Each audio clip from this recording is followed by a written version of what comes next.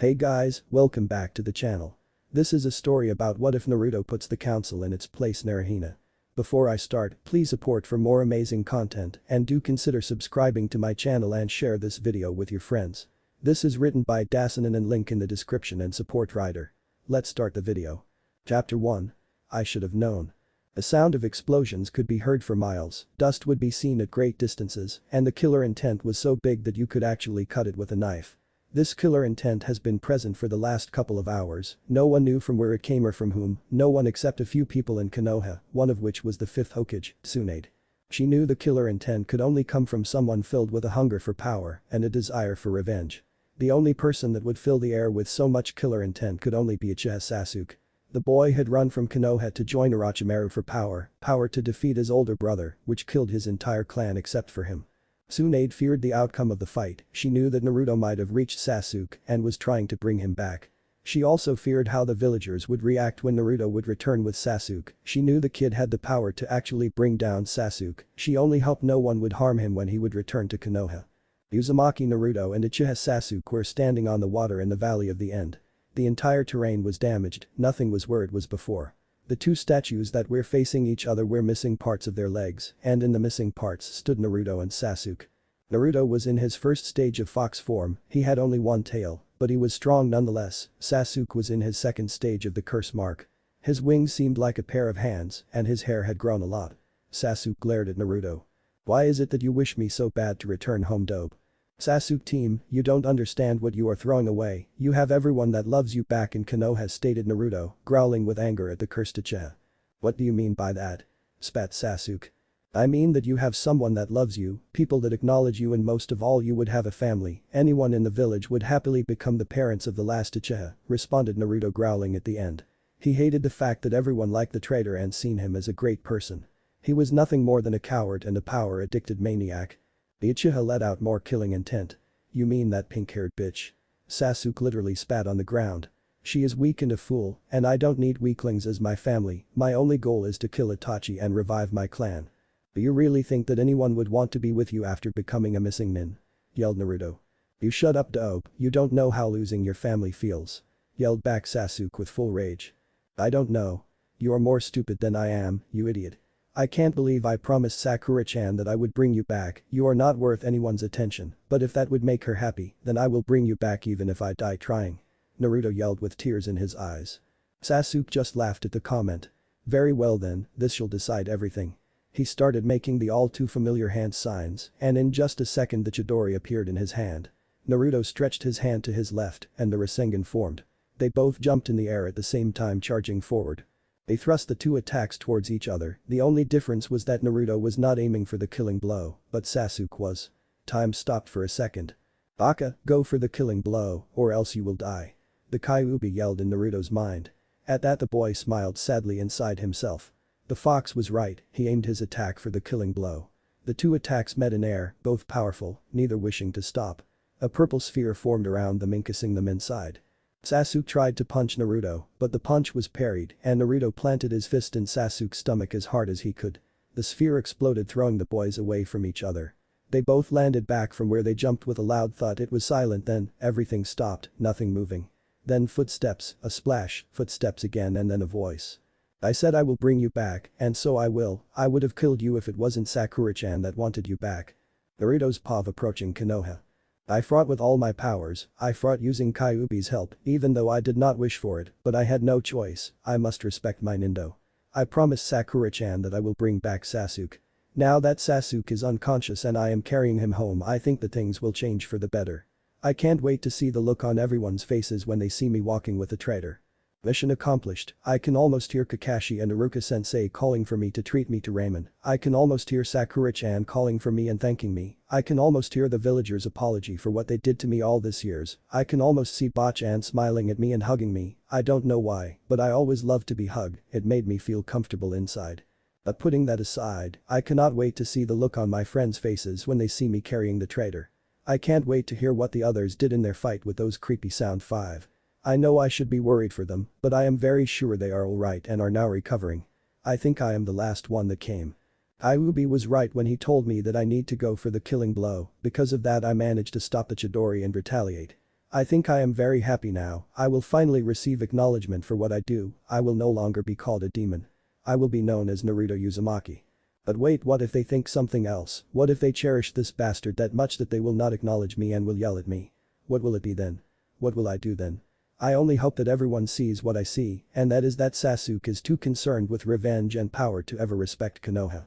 Anyway, I don't care what people will think as long as Sakura-chan will be there, I know for sure that she will not yell at me, she will be happy, and she will thank me, that's all I need. Yes, that's all I need.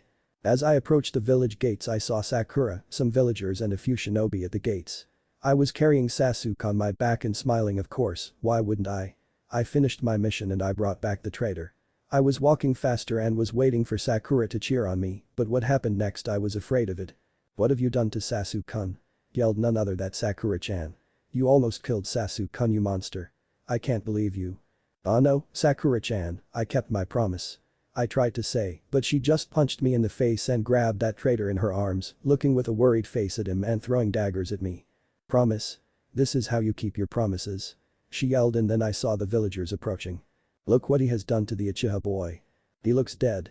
That demon killed the last survivor. Yelled a man who began throwing rocks at me. At his action, everyone started throwing things at me. Then, it happened.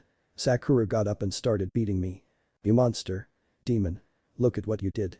She yelled, kicking me, at the same time ignoring my injuries, including the Chidori wound that Kyuubi was barely able to heal. But Sakura-chan, I tried to talk to her with tears in my eyes. Don't you call me Sakura-chan, you monster. She yelled again and continued hitting me. Then realization hit me, I had nothing to do in this place, no one would ever acknowledge me, my friends all hate me, everyone despites me. The only ones that really care are Tsunade, Jiraiya, Kakashi-sensei, Iruka-sensei, Old Man Ichiraku and his daughter, and Konohamaru Core. Except for that, no one else, I was all alone, they all hated me. And then, the most painful thing happened. Get out of our village, demon. Yelled a man. Yeah. Get lost. We don't need you. Yelled someone else. Then I saw it and everything snapped in me. I grabbed Sakura's leg and pulled, making her fall. I got up and my rage took over. Fine, you pieces of worthless shit. I will go. You do not deserve someone like me, for years I strive to protect you and to help you, and this is all the thanks I get. But so be it, I will leave and never return. I should have known that you were a waste of my time. Goodbye forever. I yelled and turned to leave, but not before I looked down. And you, Sakura. I said with as much venom in my voice as I could muster. I hope you will be happy with that traitor, you never deserved all my protection. I spat on the ground in front of her, with all the blood that was in my mouth, and I turned away and started leaving. Not interested anymore in what the villagers would say, or anyone else. Normal Pav. As Naruto was walking away, a shy girl with lavender eyes overheard everything.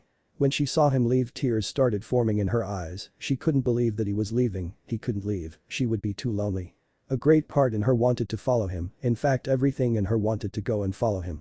She thought of what will happen if she would leave, how everyone would react, she was afraid that she might endanger Naruto if she went, her father would go berserk, but wait, she didn't care, her father was a cold person that never showed any affection to anyone, especially her.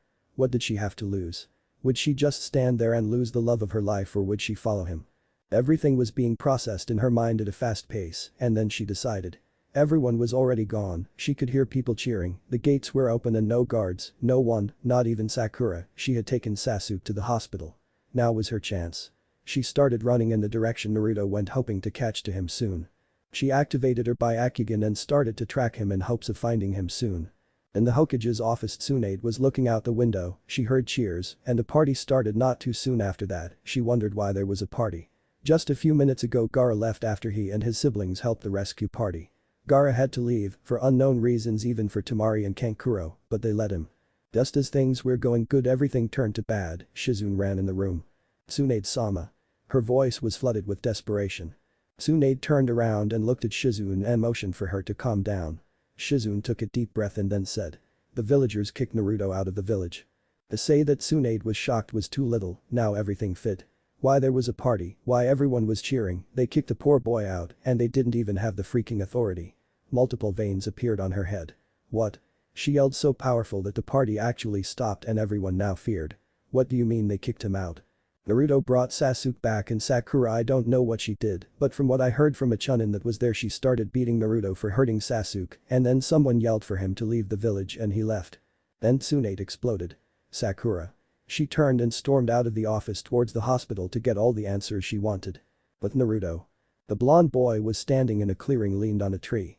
He was ripping his jacket to use it as bandages for his wounds. He was still shocked from what had happened and tears were still running down his face, though he didn't let out any sob.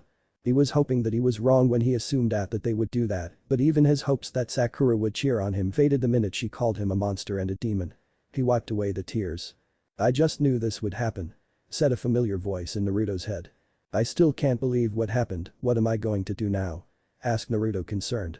"From what I see there is no ways you should return to that place, go to Suna, I bet that boy Gaara would be happy to take you in," responded Kyuubi comforting Naruto and trying to make sure he would never return to Konoha again. Naruto thought of what the fox said for a second and then nodded. He would go to Suna and see Gaara, he was sure that he would accept him and there won't be any problems there. He smiled sadly and got up. Starting to walk away he felt someone was near or watching him. Did they already send hunter nins after me? He asked himself. "Hey, come out. Show yourself," he said. He was getting ready to attack whoever came, but he stopped and was amazed to see who it was. The young girl with short dark purple hair. Hinata. "And Naruto-kun," she said as tears were running down her cheeks. Before Naruto could say anything she ran towards him and jumped on him. She placed her head on his chest and started to cry. I'm SSOS or sorry she said while crying. Naruto just stood there shocked, never in a million years would he have thought that Hinata would come and try to find him, he expected a teacher or an ANBU, but not Hinata. "What are you sorry for?" asked Naruto.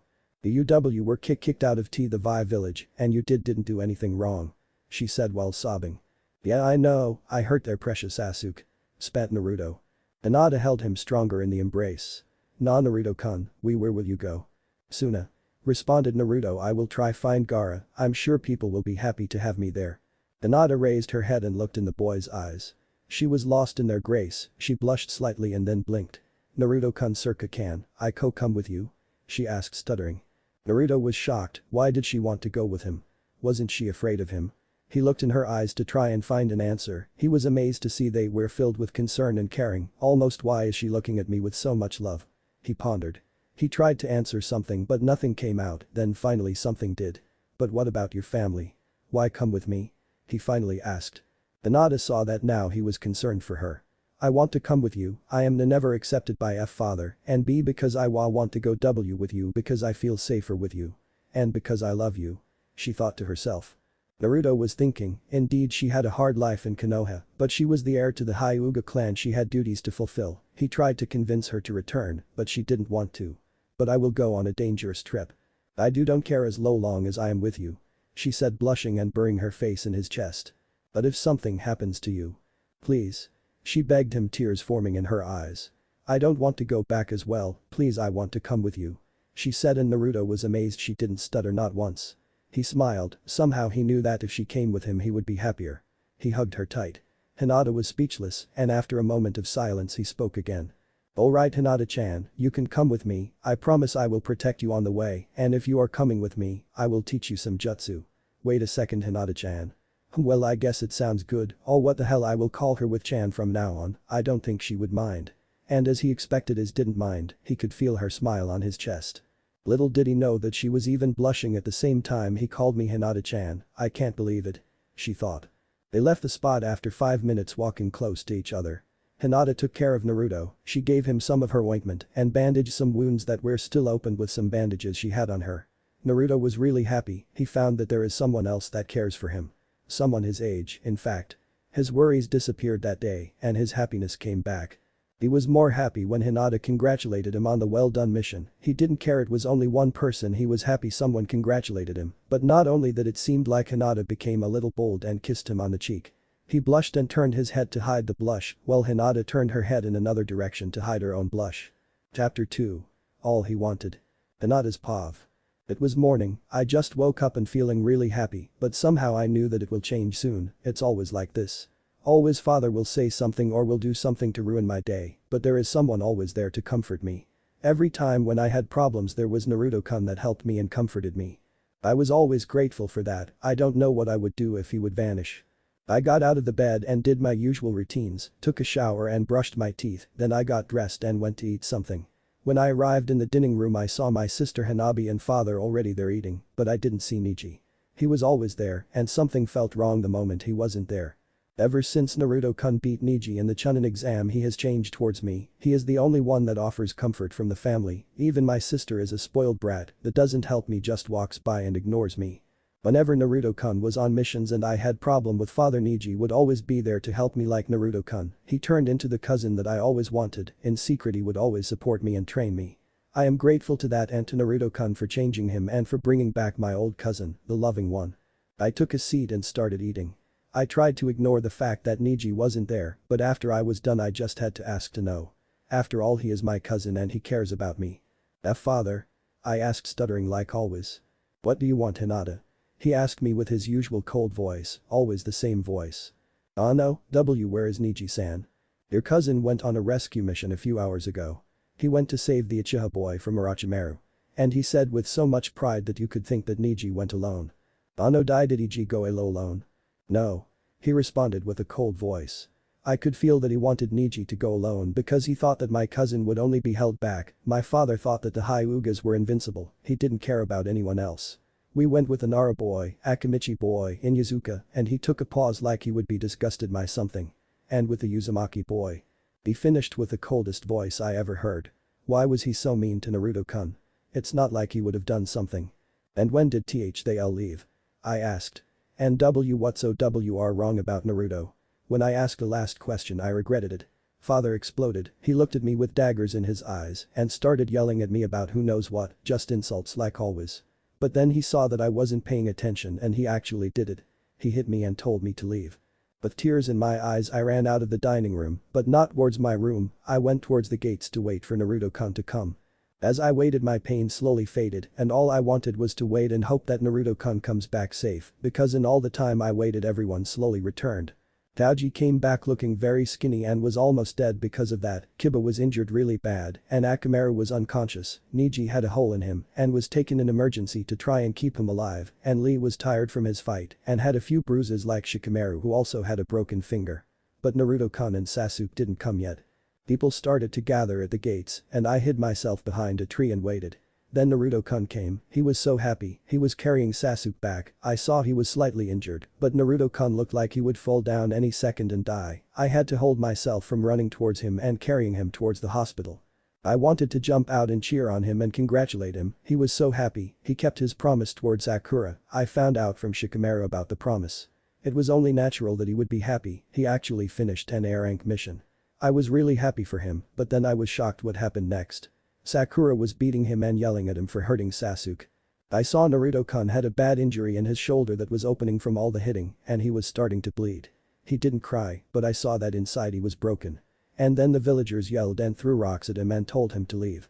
I wasn't sure what will happen next, I hoped Naruto-kun would ignore and come back, but it shocked me when I saw what he did next.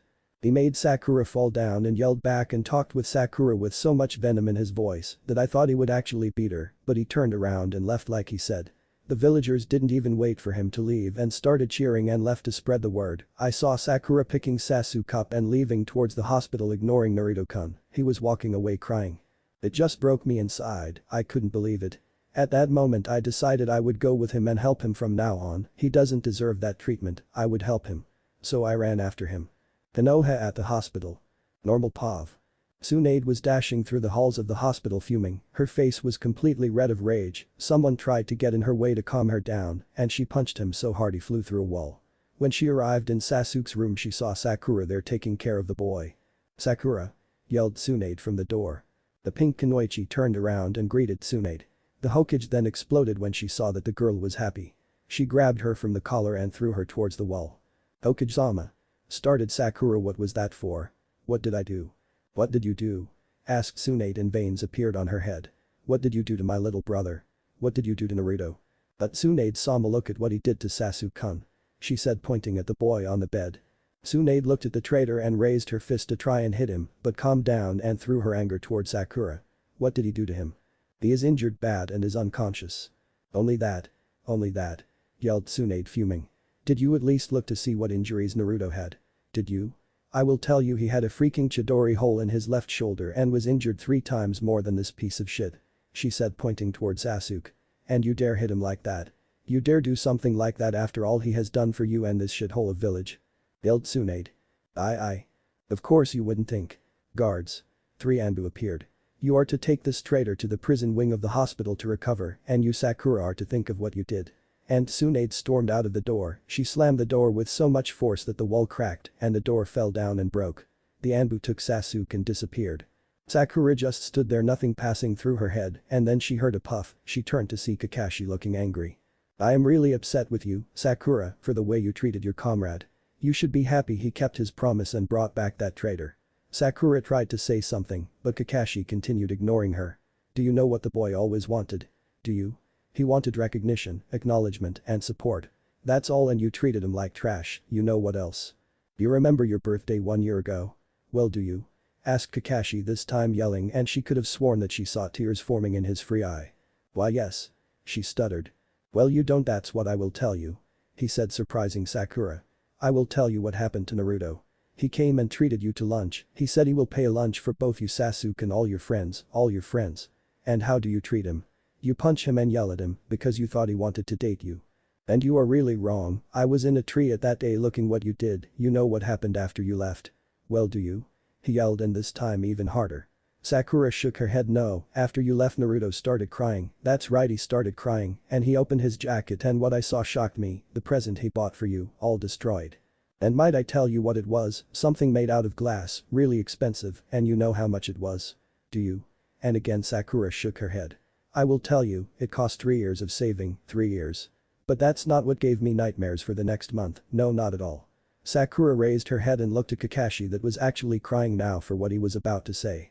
The glass went in his chest. He was picking the pieces of glass one by one out of his chest and bleeding. There were serious wounds, and you know what he did?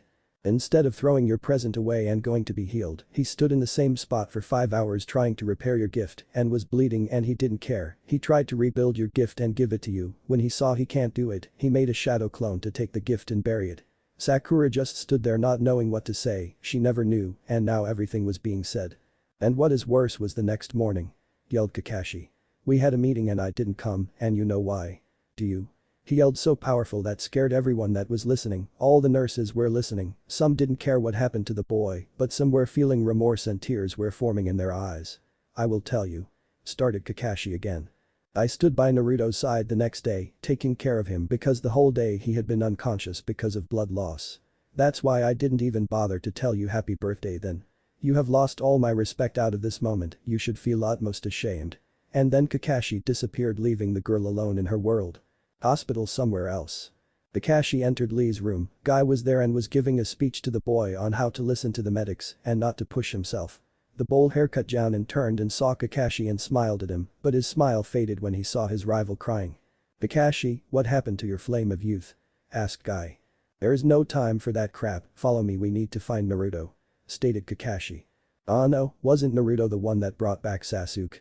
Isn't he in the hospital? Asked Lee, trying to figure out what was happening.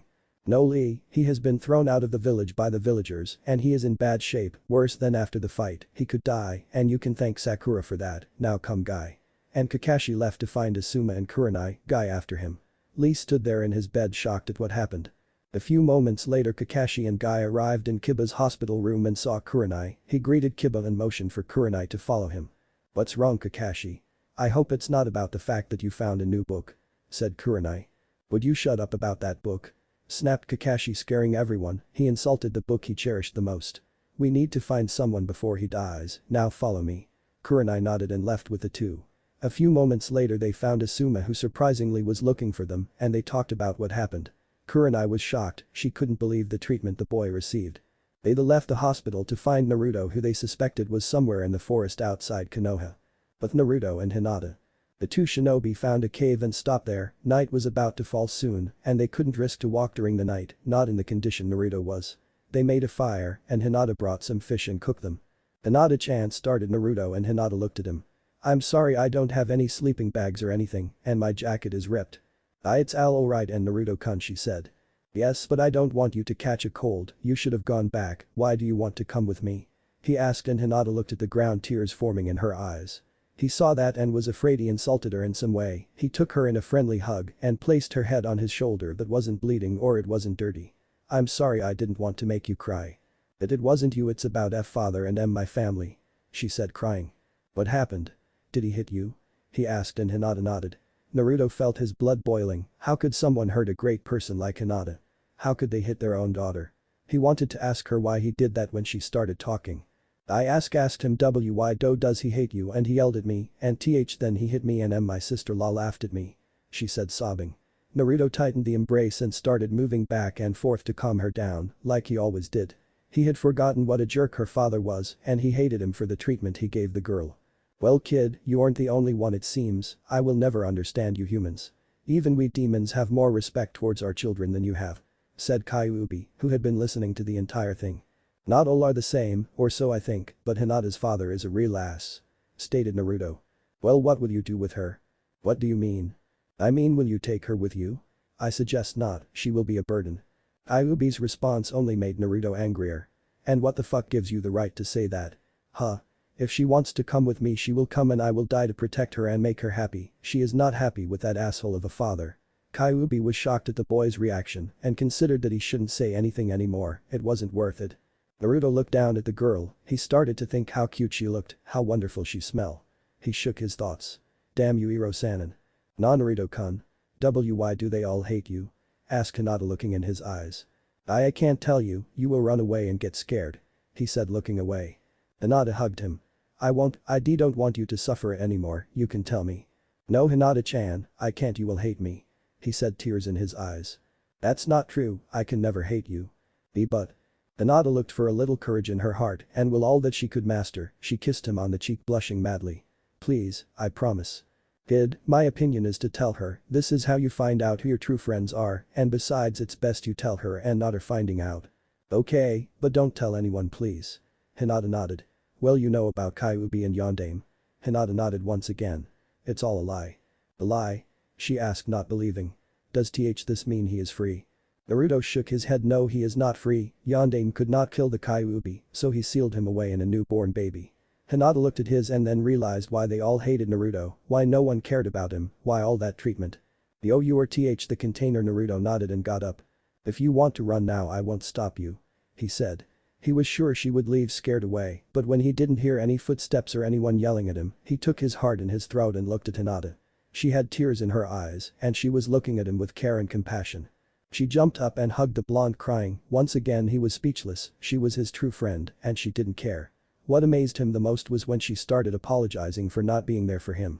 He sat back down with the girl in his arms. Don't worry Hinata-chan don't be sorry, it was a law that didn't allow kids our age to know about this. They stood there hugging each other and comforting each other for a long time when Naruto felt she calmed down, he looked at her and he saw she fell asleep. Smiling he turned her around and put her head on his chest and he held her tight to him to give her warmth.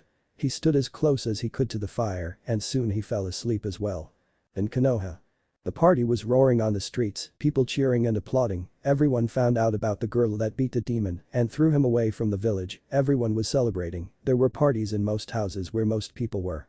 But the party wouldn't last for long, at a random house where there were a lot of people partying about the departure of the demon boy the door was blew open by a fist. The Hokage entered the room with ANBU behind her. Hokage-sama. Said a villager. Come and party with us. The demon is finally gone. Wrong thing to say. Tsunade exploded, the ANBU behind her took a step back and she extended her arm and grabbed the man and threw him through the wall. This party is over. Who gave you the authority? Who? You pieces of worthless scum. Arrest them all. And then ANBU jumped and started arresting everyone present. The raids took about 2 hours and then everything was calm again, but a mob was formed and yelling why was the Hokage ruining their parties and arresting them. They arrived at the Hokage tower and Tsunade was on top looking over them. She let out all her killing intent, it was silence after that. Everyone was shivering even her guards. I can't believe I became Hokage for these pieces of scum. I can't believe Yondaime sacrificed himself for all of you. You want to know who brought me and convinced me to become Hokage? It was Jiraiya-sama. The Toad-sanin. Said a villager. Wrong. Yelled Tsunade scaring everyone. It was the one you called Demon Boy. Jiraiya only came with him to teach him a thing or two, but he alone brought me back and convinced me to become Hokage, I became Hokage for him. And for him alone. Right now I should resign. He is a hero to this village, he held such a burden for 13 years. He kept you safe for 13 years. At any time he could have left the demon out to kill you all, but no, he didn't he protected you all like a true Hokage. And you treated him like this? You should be ashamed, he is the hero you don't deserve. You know what else? Sarutobi should have named Orochimaru the fourth Hokage, and Yondaime should have taken his son and formed a new village somewhere else. His effort to protect you was in vain. And with that Tsunade left, leaving unanswered questions such as who was the Yondaime's son.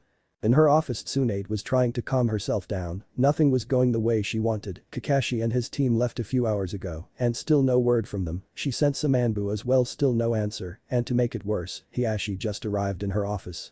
"What do you want, Hiashi?" "I am here to tell you that Hinata is missing, she disappeared this morning," he said coolly. Maybe she followed Naruto, but that means she knows about Kyuubi and doesn't care, or who knows. "And what do you want?" "What do I want? She could be with that demon from all I know. You need to." "Shut up," yelled Tsunade, slamming her fist on the table. "First of all, he is not a demon. Second, there are two teams searching, go home and wait, and don't you dare say Naruto is a demon in front of me ever again or you will die." Hiashi was scared for the first time in his life, the killing intent coming from the Hokage was so great it could match the Kyuubi's. He nodded slowly and left the office. Tsunade took a bottle of sake out and started drinking, her head was hurting from everything that happened today. Chapter 3. Letters and Memories. Kakashi's POV. I remember the first day I met the boy, I could never forget that day, that horrible day. I don't know if Naruto remembers it or not, but that is not what concerns me. He didn't deserve such a treatment, and right now even I am paying for this kind of things. Right now I feel really sorry for what I did to him, I never paid that much attention like I should have. I never should have taught Sasuke Chidori, and I should have taught Naruto more and helped him more, but most of all I am sorry I stuck by the rules. I should have ignored the elders. They told me not to teach anything important to Naruto, sick bastards, I should have taught him everything I know to him, he is more worth it, not that Uchiha boy. If it wasn't Naruto in Team 7, I would have resigned from the team the moment Sasuke started acting like a power-hungry idiot. But now it's too late, and that day, I still remember it, such a happy day it was for him. Kakashi's flashback. I was running from rooftops to rooftops, I just finished my mission, and I wanted to get home and rest. I thought the day would end with no incidents, but I was wrong. I heard someone scream, then more screams and glass breaking, and someone calling for help and begging for forgiveness. I ran to where the sounds came, and I was shocked to see a small boy with blonde hair about 4 or 5 years old in a dead-end alley with a large group of villagers in front of him, there were even some shinobi. The boy was bruised slightly, and the mob was moving closer and closer to him. Then when they got near him they started beating him, beating a small child, someone that never ever did anything to them. I could feel my rage coming out, and out of instinct, I made my special attack, and I made the hand signs and charged the Rikiri. I jumped down in front of the boy facing the mob. I thought they got the message, but no. "Kakashi, good to see you," said a shinobi I thought was honorable. "Have you come to help us kill the demon?" My eyes widened, I knew I recognized the boy, it was Uzumaki Naruto. They were chanting to use my Rikiri on him, I looked in the poor boy's eyes and I saw he was begging for help. I turned around and stuck my Chidori in the shinobi that greeted me, completely destroying his arm. "At lost. If you even touch the boy again I will not miss your heads." I yelled at them, how could they treat sensei's son like that? How could they betray his last wish? Well, I was not about to betray his last wish. After they left I turned back to the boy and smiled at him. "Thank you, sir," he said, looking at the ground. He must have been afraid to look in my eyes, maybe he was afraid I would betray him. "You don't need to be afraid of me, I am your friend," I said, smiling at the boy. He looked up at me and looked in my eyes, in my soul trying to find out if I am lying, and then he hugged me and started thanking me again and again. I took him and put him on my shoulder near my head and left the alley. Walking on the streets with him on my shoulder we talked and talked, I was disgusted how he was treated, and then I saw the ripped clothes on him. "Hey Naruto, let's go and buy you some clothes," I told him, smiling. "But I have no money, mister." He looked so sad and I could see he was about to cry. "Don't worry about that, I will pay for your clothes, what do you say?" "Thank you, but I couldn't take your money." "That's alright, I want to help you." And he smiled warmly back at me. He was happy, I could tell it. I entered a clothes store with him on my shoulder. When the owner saw him she was ready to jump and hit him, but then she saw me, I gave her the biggest killer intent I could muster, and she started shivering and retreated back. After about half an hour of looking for cloths for him, he chose a black t-shirt with a fox head on the front and an orange outfit. I tried to tell him that orange would make him too visible, but he wanted it so I didn't argue. I bought him some socks and underwear and about 6 more of the orange outfits. I took him back to his home, since he was kicked out of the orphanage. Yondaime gave him an apartment to live in. When I stepped in I saw how poorly he lived, it made me feel very sorry for him. That entire day I stayed with him in his house playing with him, and when he fell asleep, I tucked him in and left, but I never stopped helping him secretly. Even though the elders warned me that they will execute me if they see me helping him again, I secretly always sent him half of my mission payment to him through Sandame. Then flashback. Everyone in that village treats him like a demon, but he is not. They can't see past their fears to understand that he is not the demon but the jailer. They are empty-headed. And the elders should have helped him and not ignored him, and now, they kicked him out. I can almost see his father charging the Rasengan in his hand to obliterate every villager he comes across. I could almost feel his anger at how they treated him. I swear that somehow I will personally make those responsible pay, even if it costs me my life and my dignity. Normal Pav. Kakashi's team was running through the forest trying to find Naruto, but so far with no luck, they saw parts of his jacket on the ground that looked like they were ripped. They didn't even camp last night, all night they searched and not it's morning again, and they are still searching. Kakashi, do you have a plan? Asked Asuma. I got nothing. We might be running in circles, we haven't seen a sign of the boy since we found that blood trail about 5 hours ago. Said Kurenai. Could it be that he doesn't want to be found? Asked Asuma inspecting the ground. I have no idea, but what if he died? Asked Kurenai. It's impossible, Naruto's flame of youth cannot be extinguished that easy. For once you made a good point, guy. Yosh. Thank you Kakashi, my rival. Alright, stop it, we need to move again, he might have camped out for the night. Said Asuma looking around. There are some caves not far from here, you think he might be in one of them? Asked Kakashi. I am sure that he might have hid there, should we check? Asked Kurenai. Yes, let's go my youthful comrades. Yelled Guy starting to run towards the caves, the rest behind him. But Naruto and Hinata. Naruto was looking around smelling the fresh air, he looked down at the girl that was still sleeping in his arms. He smiled softly. She looks so beautiful, wait, did I just say that? Well, she does look beautiful, maybe I was so obsessed about that pinky that I didn't see what was in front of me. For the first time in your life you are right with something, congratulations. And Naruto heard someone clapping in his head. Oh, shut up Baka Fox.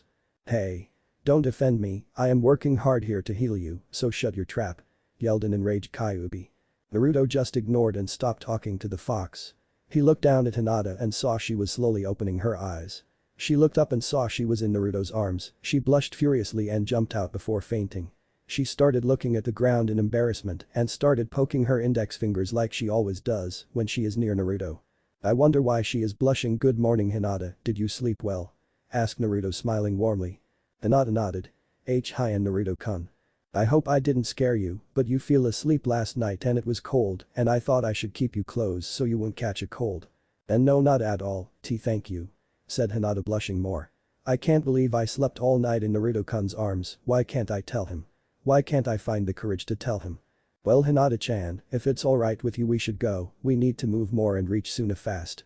Said Naruto and Hinata nodded and followed him. They exited the cave just as 4 ANBU appeared. Uzumaki Naruto, we are here to take you back. Said one with an eagle mask. Forget about that, let's kill the demon here and now, I don't agree with bringing him back. Spat one wearing a beaver mask. But the Hokage said to started the one with the eagle mask. Forget about that, don't you want revenge for what the demon did to your family 13 years ago? Asked the beaver mask ANBU taking his katana out. Naruto went in front of Hinata and whispered to her. Go inside and stay there, I suggest you cover your eyes because I will let someone else take care of them. Who are you going to let? She asked. Please don't hate me, I promise he has no control over me, now go. His appearance then started to change, his teeth grew, his whiskers became more visible, his nails grew resembling claws and his blue eyes were replaced with red slit eyes, similar to a fox's. He growled at the ANBU. So the demon shows his true form, eh? What about the Hyuga girl? Asked a bear-masked ANBU. She is with the demon, she must be a traitor, kill her too. Said the beaver-masked ANBU. Naruto snapped. Don't you dare touch Hinata-chan. And what will you do? Asked the eagle-masked ANBU. The beaver-masked ANBU laughed, but his laughter soon stopped when he heard a comrade yelling. He looked around and saw the eagle-masked ANBU on the ground in a pool of blood, missing his head. He looked at Naruto that was holding his comrade's head and then he threw the head towards him making him sick. You monster. I'll kill you. The beaver-masked ANBU yelled charging Naruto with his katana raised. He let it drop on Naruto who disappeared in a puff of smoke and then he was surrounded by about 10. They all charged at the same time, the ANBU managed to kill then, but then he felt something cold at his throat, he looked behind him and saw Naruto. Goodbye. Was the last thing he heard. Naruto cut his throat and he fell on the ground. The other 2 ANBU were now boiling in anger. The bear-masked one and the tiger-masked one charged Naruto. The bear mask ANBU made a series of hand signs and created 2 clones, while the tiger mask ANBU made his own set of hand signs and blew 3 fireballs out of his mouth. Naruto dodged the fireballs and charged the clones, finishing them off in just a few seconds. He then charged the bear masked ANBU and started landing punches and kicks on him. They were so fast the ANBU could not parry. After being hit with a large series of punches and kicks, he felt something cold. He looked and saw he was stabbed with a kunai. Naruto yelled and started stabbing the ANBU with a kunai so fast he could not react. After being finally stabbed in the head, he fell on the ground, dead.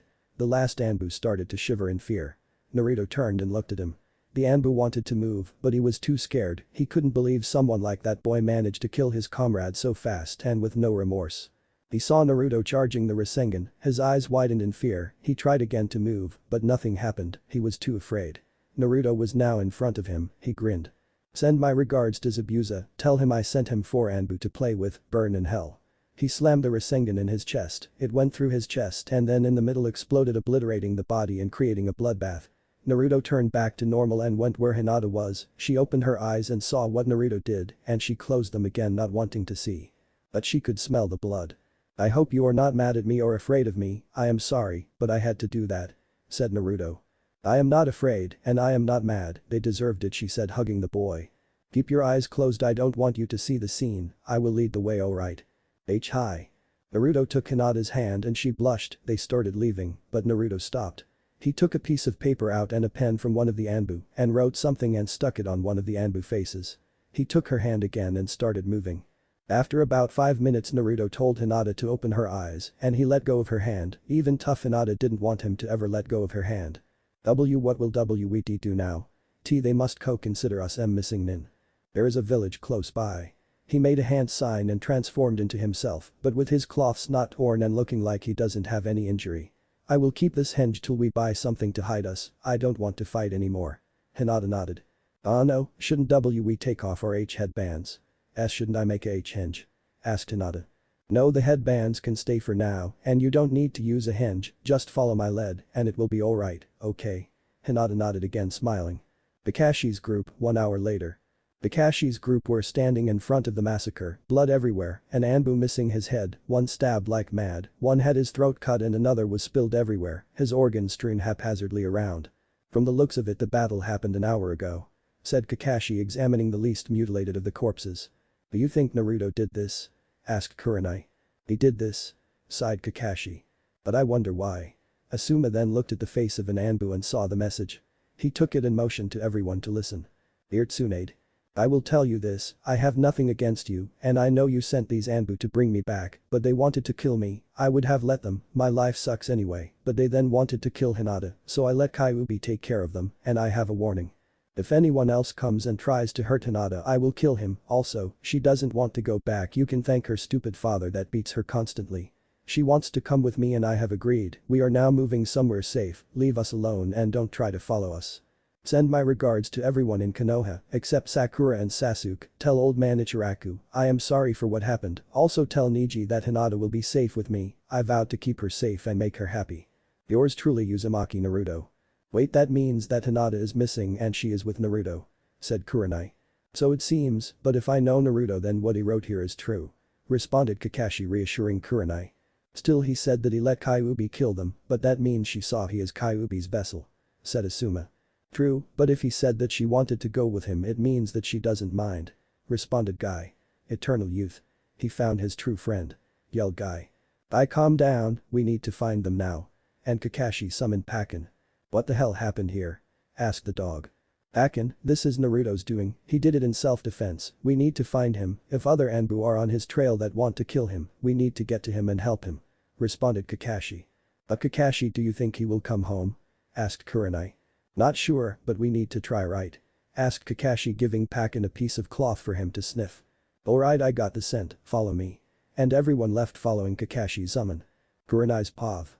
"In all my time I was never that attached to the boy, sure he was the container, but I had no problem with that, in my eyes he was Kakashi's student, therefore another shinobi of Konoha.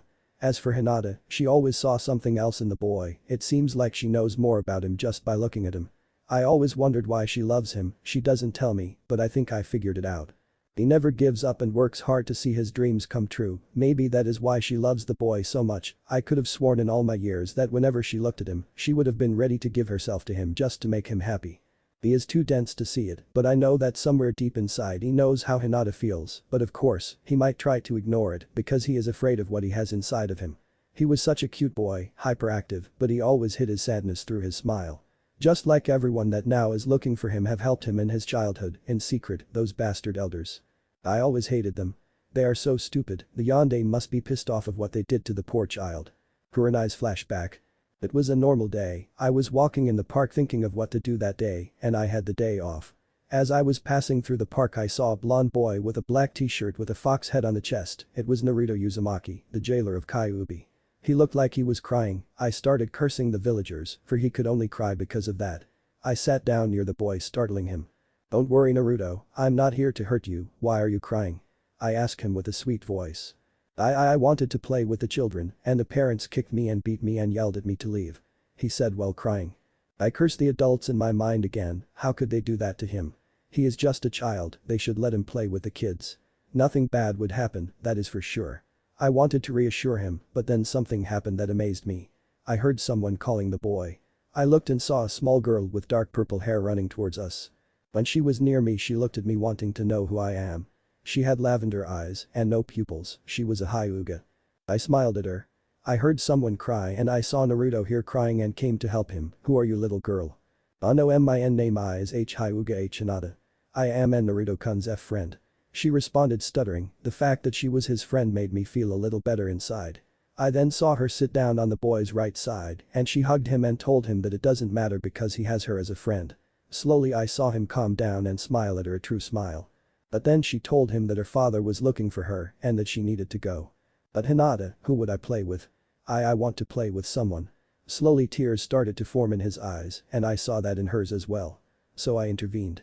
"Naruto, if you want I will play with you today, Hinata here has to go, I know how her father is and it's not good for her to be late." Naruto nodded and smiled, he hugged the girl that blushed and took their farewells. He turned to me and looked at me, I smiled and took his hand and went with him to the playing ground, it was empty. It was normal, it was somewhere in the early afternoon, so most children would be asleep, but Naruto, who is always on the run, would never sleep at those hours. I played the entire day with him, he was very happy, but sad when I told him that I had to leave. I promised him that we will meet again. I took him home and when he entered I left.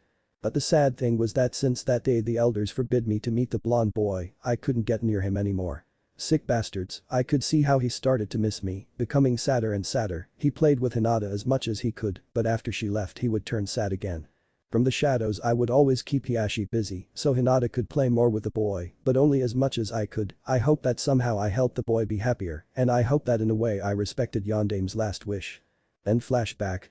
They have known each other from that day, poor kid. I feel sorry for the way he was treated, he didn't deserve that treatment, or this one. But Naruto and Hinata. Normal POV. Naruto and Hinata entered a small town, they walked at the closest shop and the shopkeeper greeted them warmly. "How can I help you too?" she asked. "Well, we are looking for some robes that have hoods and can cover our entire body for our trip to Suna," said Naruto. "Trip to Suna? Are you two on a mission?" she asked pointing to the headbands. "Yes, we need to deliver a secret message and we left in a hurry and forgot our robes and we need to keep a low profile so we came here to buy some," responded Naruto smiling. The shopkeeper smiled and motioned to the two to follow her. After about 5 minutes of looking around they found some robes that hid their body and had hoods to mask their heads and the face. The color of the robes were light brown. Naruto smiled and nodded. They put the robes on them and paid for them. Before Naruto and Hinata left the shop he asked the shopkeeper if she had a paper and a pen. She nodded and gave him. He wrote something down and folded the paper. "If a ninja with a leaf headband stops here, give him this. He has silver hair and covers his left eye with his headband." "Sure, but may I ask why you wrote him this and didn't wait for him to come?" "They are supposed to be our backup, but we can manage it and we don't need their help anymore and we need to hurry and bring the message to Suna. Oh, and don't tell them where we are going." The shopkeeper nodded without asking why shouldn't she tell them where they were going and the two left. On the way out of the village Naruto broke his henge and Hinata broke the silence. "Then Naruto-kun, who is he coming? We are being followed by Kakashi, he wants to find me, I wrote something for him to know that he should return and ignore me." He stopped and turned to Hinata, he approached her and she blushed. Naruto-kun is so close to me, please don't faint. Naruto smiled and moved his hands behind her head. She blushed furiously, he then brought him hands back pulling her hood over her head.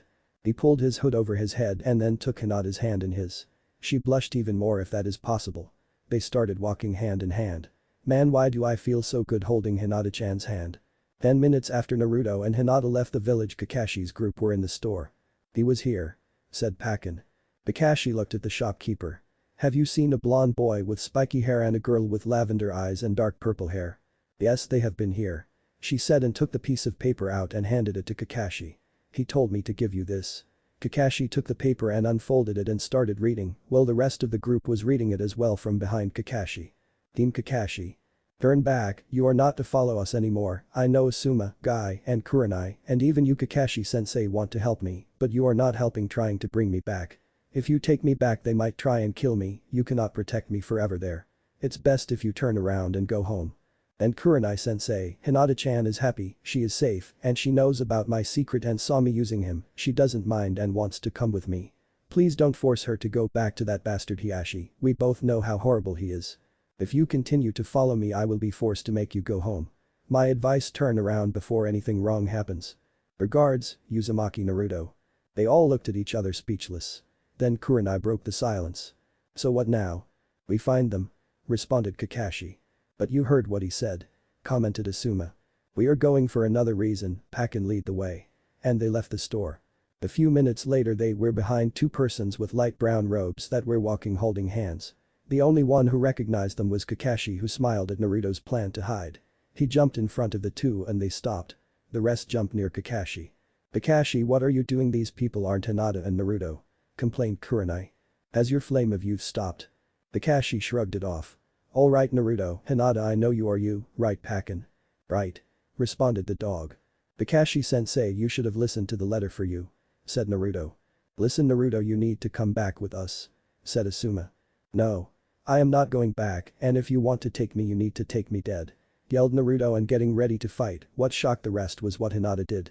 If you want and Naruto-kun you need to go through me, she said in the Hyuga stance. Keeping our promise. Ours Pav. My life has changed, I am someone new if I can put it that way. Ever since my fight with Uzumaki Naruto I left my past behind and started a new life. His speech about friends and precious people made me realize what I needed, a friend, a precious person. Even though I did not tell him, Uzumaki Naruto became my precious person and his precious people are my friends. When that Uchiha boy ran I heard that they might need help, me and my siblings were glad to give it. I have helped that bowl haircut person Rock Lee. One of Uzumaki Naruto's precious person. I killed a strange guy, he said his name was Kamimura or something like that, sick guy, he would have died anyway, I would have left him to die by natural causes, but he desired the faster way, a shinobi fight, and I respected that. I killed him in battle.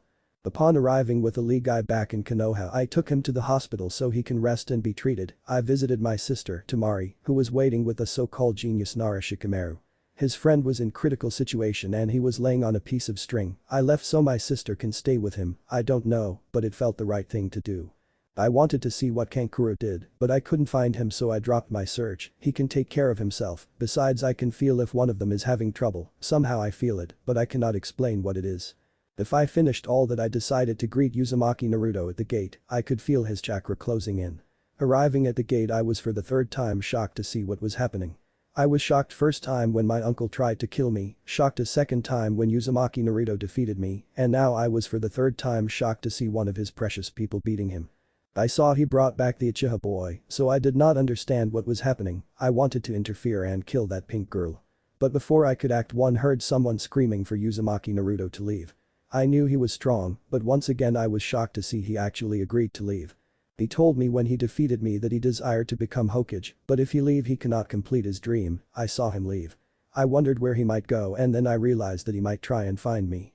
I went back to the hospital and found Tamari in the same spot. I told her I need to go back to Suna to do some stuff and she nodded and told me to be safe. I teleported with my sand near the gates and started running towards Suna. If I am right and Uzumaki Naruto comes there I need to greet him properly. I will wait for him there and repay him for changing me. I will help him for his help, and besides I need to know a lot of things. Why did his precious person kicked him, beat him, yell at him and threw him out of the village, that I needed to know, and only he could tell me. Of Kakashi's group and Naruto and Hinata. Asuma's Pav. I never thought that this will ever happen, the boy to be kicked out of the village. He was a good person and deserved better. I wonder what would have been if I would never have listened to the elders and had helped him like I did before. Flashback. It was noon, I was standing in my favorite restaurant eating something here and there. I heard someone yelling and out of curiosity I looked at the entrance and I saw Uzumaki Naruto, a 5-year boy, pleading one of the people working in the restaurant to let him eat. The man hit the boy and told him to leave. I shook my head and got up. When I was near the man he seemed to smile because I was there. "Asuma, tell this demon to leave, he is not welcome here," he told me. I sighed and I put my hand on the boy's shoulder. "Hey, would you like to join me and eat?" I asked him. The man gasped and the boy looked at me, smiled and thanked me. "But Asuma, the boy is," he tried to tell me something, but I didn't care. "The boy is hungry, he will eat with me and will eat whatever he wants and I will pay. If you have a problem I dare you to try and tell me wrong." Then man nodded and went back from wherever he came. I took the boy's hand and went back to the table. I told him to order whatever he wanted, but he didn't seem to know, so I suggested him something and he nodded happily. We talked about things that he could understand. He told me about his dream to become Hokage and I smiled warmly at him, indeed he had potential. After eating I took him to the nearest food store and I told him to buy whatever he wants as food and I will pay. I was happy to see that he didn't want that. He told me that he could not take my money. I reassured him that it was alright because indeed it is. I make a lot of money. He bought some ramen that could be easily cooked and I bought him milk and bread.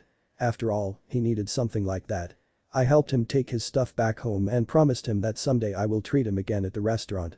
He smiled and nodded at me. Before I left he hugged me. I smiled at, took my farewell. Unfortunately I never got to treat him again after that, sick bastards. The elders forbid me to help him, but somehow I was still happy for him.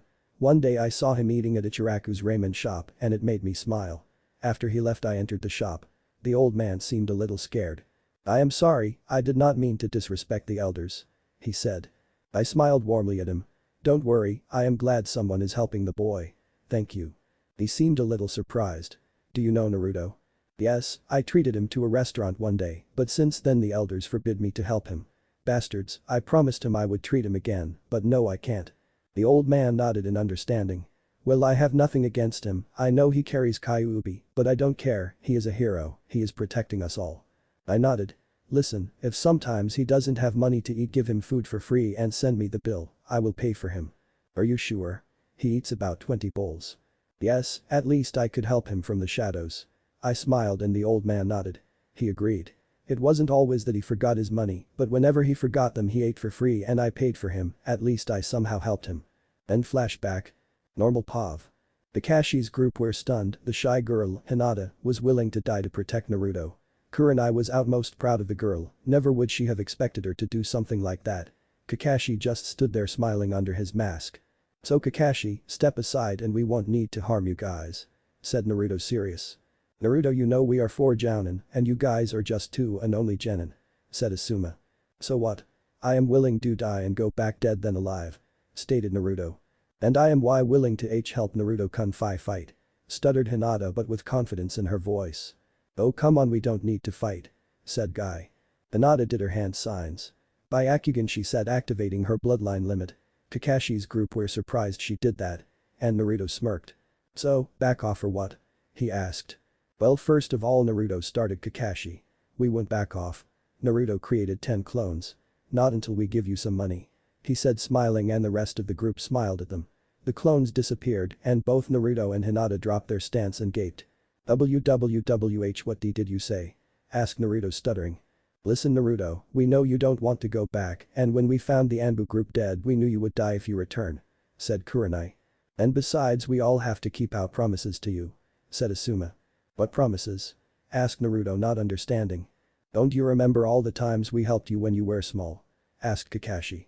Naruto shook his head. "No, I only remember when Guy-sensei saved me from a group of shinobi that wanted to beat me for no reason and then took me sightseeing in Konoha and around Konoha." The bowl haircut jounin did his pose and smiled at the boy. "That's right, my youthful friend, I still remember how happy you were." Naruto smiled and hugged the jounin. "Thank you again, Guy-sensei, but why didn't you come again after that?" The jounin's good mood disappeared and looked sad. In fact, every jounin looked sad after that and they also looked like they were sorry for that. Kakashi stepped in. "Well Naruto, me, Asuma and Kurenai helped you as well. You might have forgotten, I bought you the outfit you wear even today. Kurenai helped you by holding Hinata's father when you guys were small, so you could play some more with her, and Asuma once treated you to lunch, and after that he secretly paid for how much you ate at Ichiraku's when you didn't have money so you won't starve. Naruto gasped and a tear dropped from his eyes. So that means that, but why didn't you help me after that? Kakashi sighed sadly. The elders forbid us. They said they would burn all Icha books, cut my payment, demote me to genin, and they said that even after that if I still helped you they would kill me and erase my memory from history. They told me that they would arrest me, throw me in jail and let me rot there for up to 5 years and then throw me out of the village. Said Kurenai. They told me they will cut my payment, ban me from all restaurants, never let me have a genin team, hurt and terrorize my relatives, and finally they would do something bad to me, but they didn't say what. Said Asuma. They told me they would cut my hair and make me bald, cut my eyebrows, take out all my teeth, torture me for some time, hang me by the arms on the Hokage monument for about 4 months, and then they said they would do something bad to me as well. Finished Guy. Naruto just looked at the ground cursing the elders, he also had to hold a little laughter when Guy said about the hair, teeth and eyebrows. But he was furious nonetheless. Hinata was shocked also and speechless. She knew her father was in the elder council as well, what she heard now made her hate her father even more. I don't know what to say. Said Naruto. Let us fill the Naruto. Said Kurenai. Bastards. Idiots. Yelled Asuma. Scumbags. Yelled Kakashi. Youth killers. Yelled Guy. They should keep away from my style. Team Kakashi sweat drop, except for Guy of course. Hinata giggled. And Naruto laughed. So Kakashi, what do you want to give us? Oh yeah, we need to do this fast, you have hunter nins on your tail. Said Asuma. What? Asked Hinata scared. The elders sent them, because now they can kill you Naruto, we hope they didn't make you a missing nin yet. Said Kakashi. Those sick bastards. Yelled Naruto furiously. Now Naruto. Said Kurenai and took out 2 small bags. Here you both take this. Naruto and Hinata each took the bag and looked at them questionable. You have money there, about 100,000 ryo each. Said Kakashi smiling, I don't know how much ryo is in dollars, let's say 50 ryo is approximately $10. Thank you. Said Naruto with tears in his eyes and hugged each jounin. They smiled happily. Kurenai went near Hinata and hugged her. She was like a mother to the girl. You take care of the boy alright? She said to the shy girl. Hi sensei. Smiled Hinata.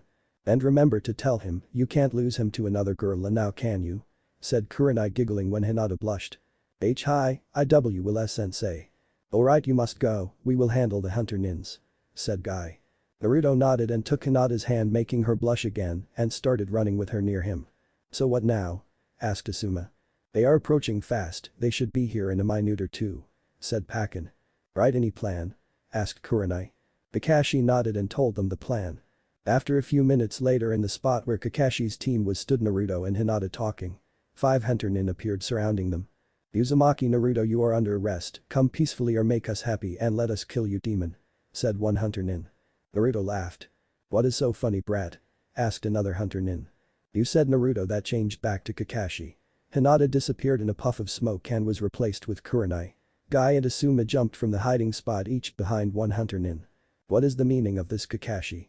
Asked a hunter nin. We are helping the one you call demon because the only demons we see here are you and the elders with the villagers. Responded the silver-haired jounin. Treason. Yelled a hunter nin.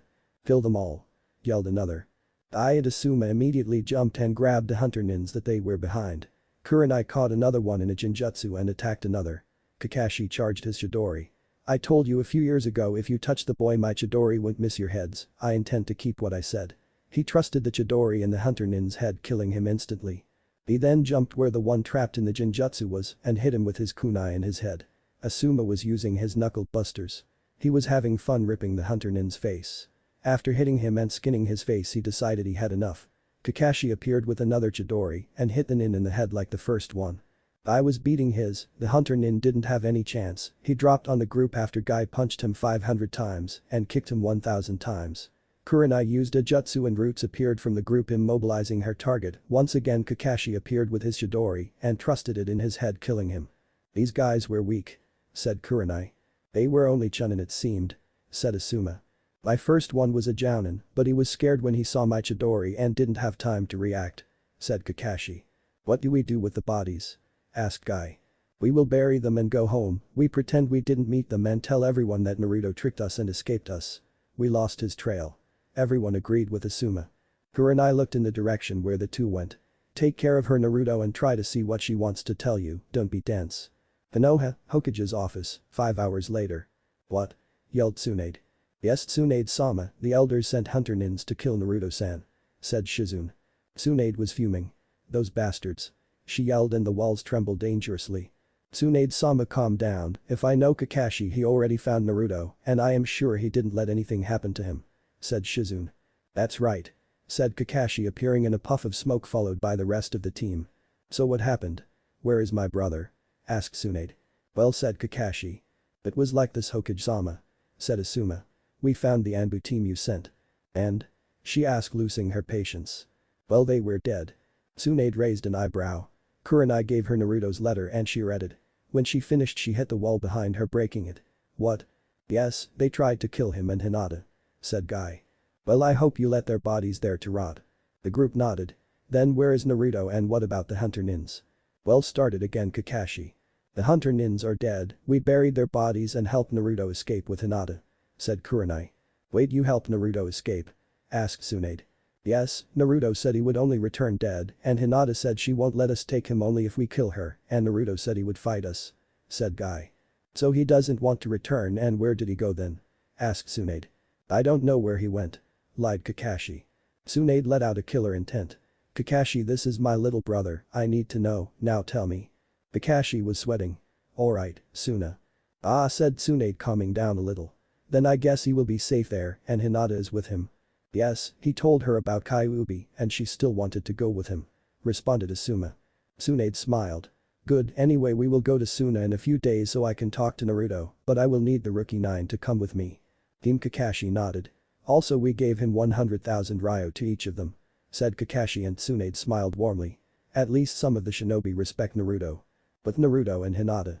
The two walked in silence for the last 6 hours. They didn't know what to say and didn't have to say anything. Each one was trapped in his own mind thinking. Hinata, when she was thinking she would hold his hand tighter without realizing, but Naruto realized that. He thought that she was feeling sorrier for what happened to him and was angry at the same time for what everyone did to him. He was happy he found his true friend.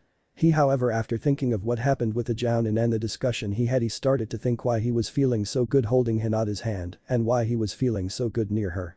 The feeling was different than when walking with a friend, he felt something more powerful, but he didn't understand what it was.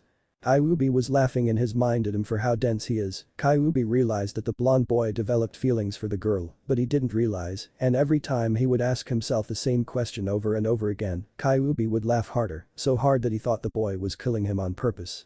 Naruto broke his thoughts when he saw they reached the border. He smiled and jumped up and down. We reached the border, we are free. He yelled and started hugging the girl. Hinata was blushing furiously and prayed not to faint. She was happy for Naruto and also happy he can't see her blush because the hood covered her head. Alright. Yelled Naruto again. He took his hood down and untied his headband and put it in a pocket. Hinata did the same with hers. He put his hood back on his head and took Hinata's hand again. We need to walk a little more and we are in Suna, you will like Gaara. Said Naruto smiling at Hinata. Hi and Naruto-kun. She said smiling back. They looked behind one last time, remembering everything one last time. They smiled and crossed the border. They were now nearing Suna. Well, another chapter done, also I will update the other story today too, so don't worry, but right now it's too sunny outside, so I'm going to sleep in the sun. Have fun reading lol. Arrival in Suna. Another day has passed in Konoha and it wasn't really pleasant for most people. For one person in particular it was living hell. Ever since the Rookie 9 found out about Naruto being kicked out of the village, Sakura realized how stupid she was. Starting from being ignored and then yelling and making threats, they made the girl lock herself in her house just to not be yelled at. But even though all that, Niji, Kiba, Lee and Chaoji were all still in the hospital and they were a little sad they couldn't give her a piece of their mind as well. Even Lee was upset for what she did and was now ignoring the fact that she visited and brought him flowers. He would pretend to sleep every time and wake up after she left, he didn't want to talk anymore. Ino, being Sakura's best friend, was still around her from time to time so she won't go mad, but she was still giving her a piece of her mind. With all that, no one managed to realize that another person was also missing besides Naruto. The said person is Hinata. No one knew until Niji found out from Hiashi, who had visited him. It was during the morning. Hello, Niji. Greeted the Hyuga head entering Niji's salon room. Good morning, Hiashi-sama. Said Niji, lowering his head as best as he could. Now Niji, I know you are weak right about now, but I will give you a mission. But Hiashi-sama, Hokage-sama said that I won't leave the hospital for a week, and even when I leave, I won't be allowed to do anything harsh for the next month. Responded the boy. It won't be that hard, Niji. Reassured Hiashi the boy. What must I do? You will need to go to Suna and bring back my daughter. Responded the Hyuga head in a coolie way. Hinata-sama is in Suna. Why? Niji asked surprised. Of course he would have been, he never found out till today. She has been taken captive by that blonde boy Uzumaki. Lied Hiashi with a cold voice. Niji was shocked to say the least, he knew Naruto and that he cherished his precious people, but why would he kidnap Hinata? Lord Hiashi, why did he take her? He asked trying to understand. So he can use her as a ticket so we won't follow him. He responded. Bring her back. And with that he left the room. Niji stood in silence trying to understand. Naruto wouldn't do something like that, would he? He asked himself. He was remembering all his memories he had regarding Naruto, he never showed such an intention. He was more confused now, he had to ask someone what was happening, it was too much for him to understand. Luckily for him someone listened to the conversation. Kakashi, who was assigned to watch over Hiashi from the shadows to make sure he doesn't do anything stupid, appeared in Niji's room. Kakashi-sensei? Asked Niji. Yeah, I listened to the conversation. Responded Kakashi with a grim voice. He really has something against Naruto. Is it true what he said? Why did Naruto do it? Asked Niji. Kakashi just looked at him and handed him a letter, the same letter that was attached to the ANBU's face. Niji took it and read it and was once again shocked when he found out what happened. But more shocked to find out the word Kyuubi and that Naruto let Kyuubi out. What did that mean? Niji raised his head and looked at Kakashi for explanation. The Jounin did some hand signs and silenced the room. He looked at the Hyuga boy and started. What I am about to tell you now is a S-class secret and you are not allowed to tell it to anyone, understood? Niji nodded and Kakashi started again. When Kyuubi attacked no one could defeat him, not even Yondaime. Its true history book said he died killing the fox, but no, he died sealing it in a newborn baby, that newborn baby is Naruto himself. He has carried the fox for 13 years. So that explains the red chakra I saw in the Chunin exams. Said Niji and Kakashi nodded. And that explains why Hinata's father is so eager to kill Naruto and why he was kicked out of the village. Once again Kakashi nodded. Well, in my opinion this entire village is wrong about Naruto, and if I know better he didn't take Hinata prisoner, it's more likely that Hinata went to follow Naruto. Kakashi smiled and nodded at the boy. You are very right, Hinata wanted to go with Naruto, and he agreed. And if I know Naruto, and I know him, if he promised to keep her safe and make her happy, then you have nothing to worry about. But still, what will I do about the mission he gave me? Asked Niji. Leave that to me and the Hokage, we will straighten him up. And with that Kakashi took the letter from Niji and disappeared in a puff of smoke. Somewhere in the sand. Naruto and Hinata were hiding in a cave, a sandstorm started not too long ago and they had to take cover. Hinata was worried about Naruto. He was shaking and sweating. Then Naruto-kun, are you alright? She asked. Why yeah and never be been better. Said Naruto smiling to reassure her. Why you don't look good at all. Hinata put her hand on his head once again. He was burning, he had a high fever. Naruto fell on the ground startling Hinata. And Naruto-kun. DJ just tired. Hinata saw he was lying, he wasn't feeling good at all. She took her handkerchief out and soaked it in cold water from one of their canisters. She put the handkerchief on his head and he smiled. He was shivering more and more and his eyes were closing, she looked at his pulse and saw that it was slowly dying. This scared her. Then Naruto-kun, why your pulse is slowing down? It's no, cough, nothing Hinata-chan. No, it's not alright, why you are even coughing now? I'm fine. And he smiled again. Flashback. Naruto and Hinata were walking in the sand under the powerful sun. It was a good thing that they bought the robes because somehow they didn't attract too much heat, but still it was tiring to walk under such a powerful sun. Naruto took his water canister out and wanted to open it when he dropped it on the ground. Damn it freaking Sunday, he complained and bent down to grab it. How do people manage to live here? He asked looking at Hinata. I don't know. Ouch. He yelled and started shaking his hand. What happened Naruto-kun? She asked. He looked at the ground and saw a scorpion moving away from the canister. Damn pest. He yelled. Hinata looked at his arm and saw where the scorpion stung him. Do why you think it's poisons? Nah, I will be alright. And they started walking again, but not too long after that they started to sweat more, shiver, and then they had to take cover in a cave because of the nearing sandstorm. Then flashback. Then Naruto-kun, that scorpion was poisonous. She said worried. It won't, cough, take me down. She took the handkerchief from his head. She was scared when she felt how hot it was. She immediately dropped it when Naruto started coughing out blood. "Naruto-kun, are you alright?" she asked, scared. "I'm fine, cough, relax." He was starting to close his eyes. "No you're not, you're coughing out blood." She started doing hand sings and her hands were filled with green chakra. She tried to heal something or take the poison out, but she didn't have the skill to do it. She started crying. "It's useless, I'm useless." Naruto put his hand on her back. "Why do I feel so hurt when I see her cry? What do I feel that makes me want to stay with her all the time? Could it be? No, but can it? Am I really in love with Hinata-chan?" He moved his hand on her head and started passing it through her hair. "I'll cough, be alright, cough, don't worry." "No you won't, I can't take the poison out." She saw he was closing his eyes. "No don't close your eyes, you need to stay awake," she said desperately. "I will, cough." "Don't talk, please you need to keep your strength to stay awake," she pleaded the boy. "Hinata-chan, cough, I need to tell you, cough, something. Please conserve your energy," she cried to him. "Hinata-chan, I, cough, want you to know, cough, that I'll love you," he said before closing his eyes and falling unconscious. Hinata started to cry on his chest, she made the seals again, her hands glow green again. She tried to heal him or wake him up, anything, but to be alright. She saw she can't do anything and tears were forming again in her eyes. She then felt someone's hand on her shoulder, her eyes grew wide. Suna Hospital. Naruto was slowly opening his eyes. "Where am I? Is this heaven? Or hell?" was the first thing he thought. He looked around and saw a figure near him. Blinking several times, he tried to clear his vision but was unsuccessful. "Who are you? Are you an angel? Am I dead?" he asked. The figure was startled. It hugged the boy and started crying. "Then Naruto-kun, you're alright." Naruto then recognized the voice, it was Hinata's. "Hinata-chan. Did you die too?" he asked and looked sad. "I'm sorry, I couldn't protect you." "And no silly, we aren't dead, we are in Suna in the hospital." Naruto looked at her. "How did we get here?" he asked. "Well," started Hinata.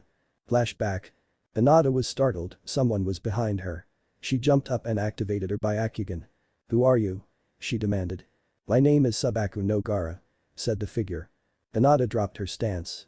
"Gaara? Naruto-kun's friend from Suna?" The figure nodded and took Naruto's body in his arms. "Follow me, we are taking him to the hospital." But the sandstorm, how did you get past it?"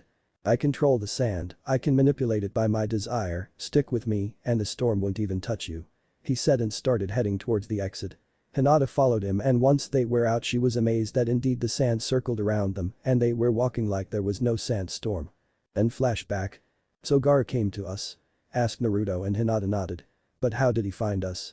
"He told me he felt your chakra dying and he came." Naruto nodded in understanding.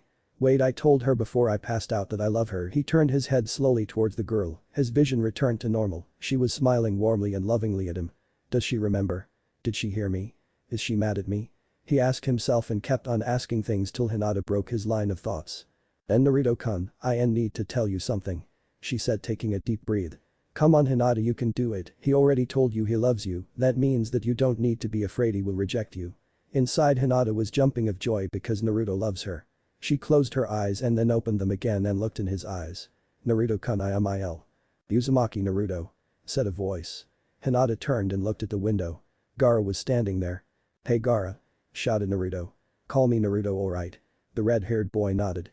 "Come with me, we need to discuss something," he said. "But what will the doctors say?" "Not that I am complaining, I mean I hate hospitals."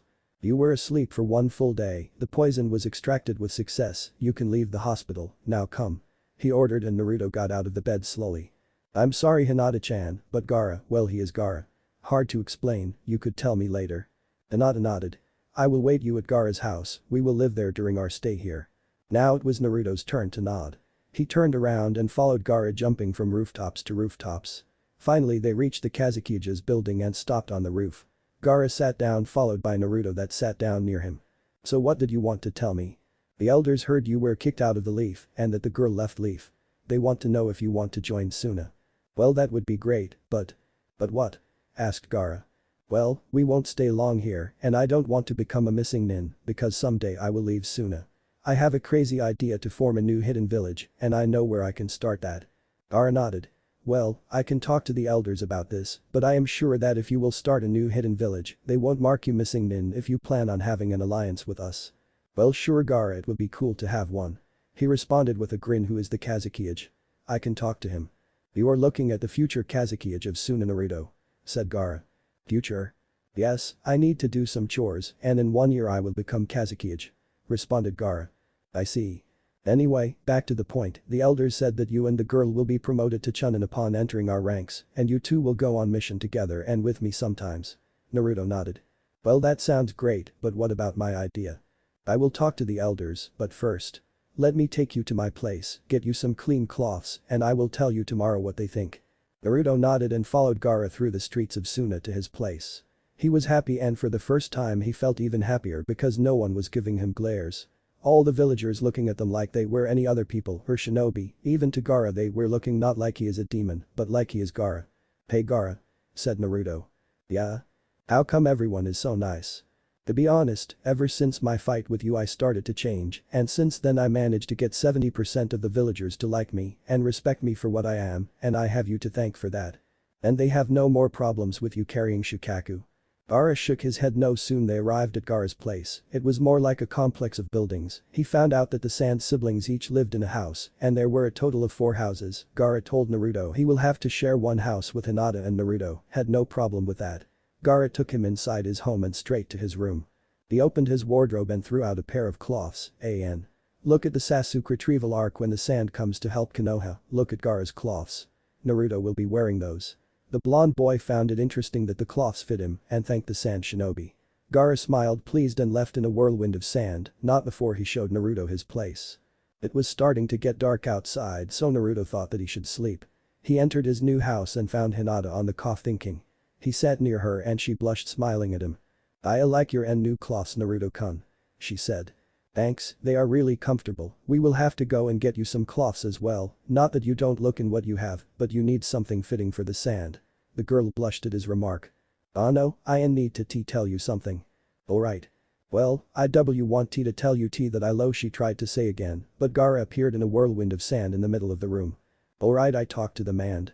Oh no Gaara, could you let me in and Naruto-kun to talk a second? Asked Hinata shyly. Gaara nodded. Alright, I'll be back in 5 minutes. And he disappeared. So Hinata-chan, what do you want to tell me? Hinata mustered courage and she moved herself on top on Naruto. She was now standing on his legs with her face facing him. They were both blushing. I need to tell you about what you told me before you passed out. Naruto was a little scared, he thought she would reject him now. Oh okay. I wanted to tell you that I love you too. I loved you since the academy days. She said, congratulating herself in her mind. Naruto was stunned. For the first time ever in his life, a girl loved him back. And it wasn't any one other girl but a beautiful one in his opinion. He wanted to say something but was too amazed to find anything to say to her.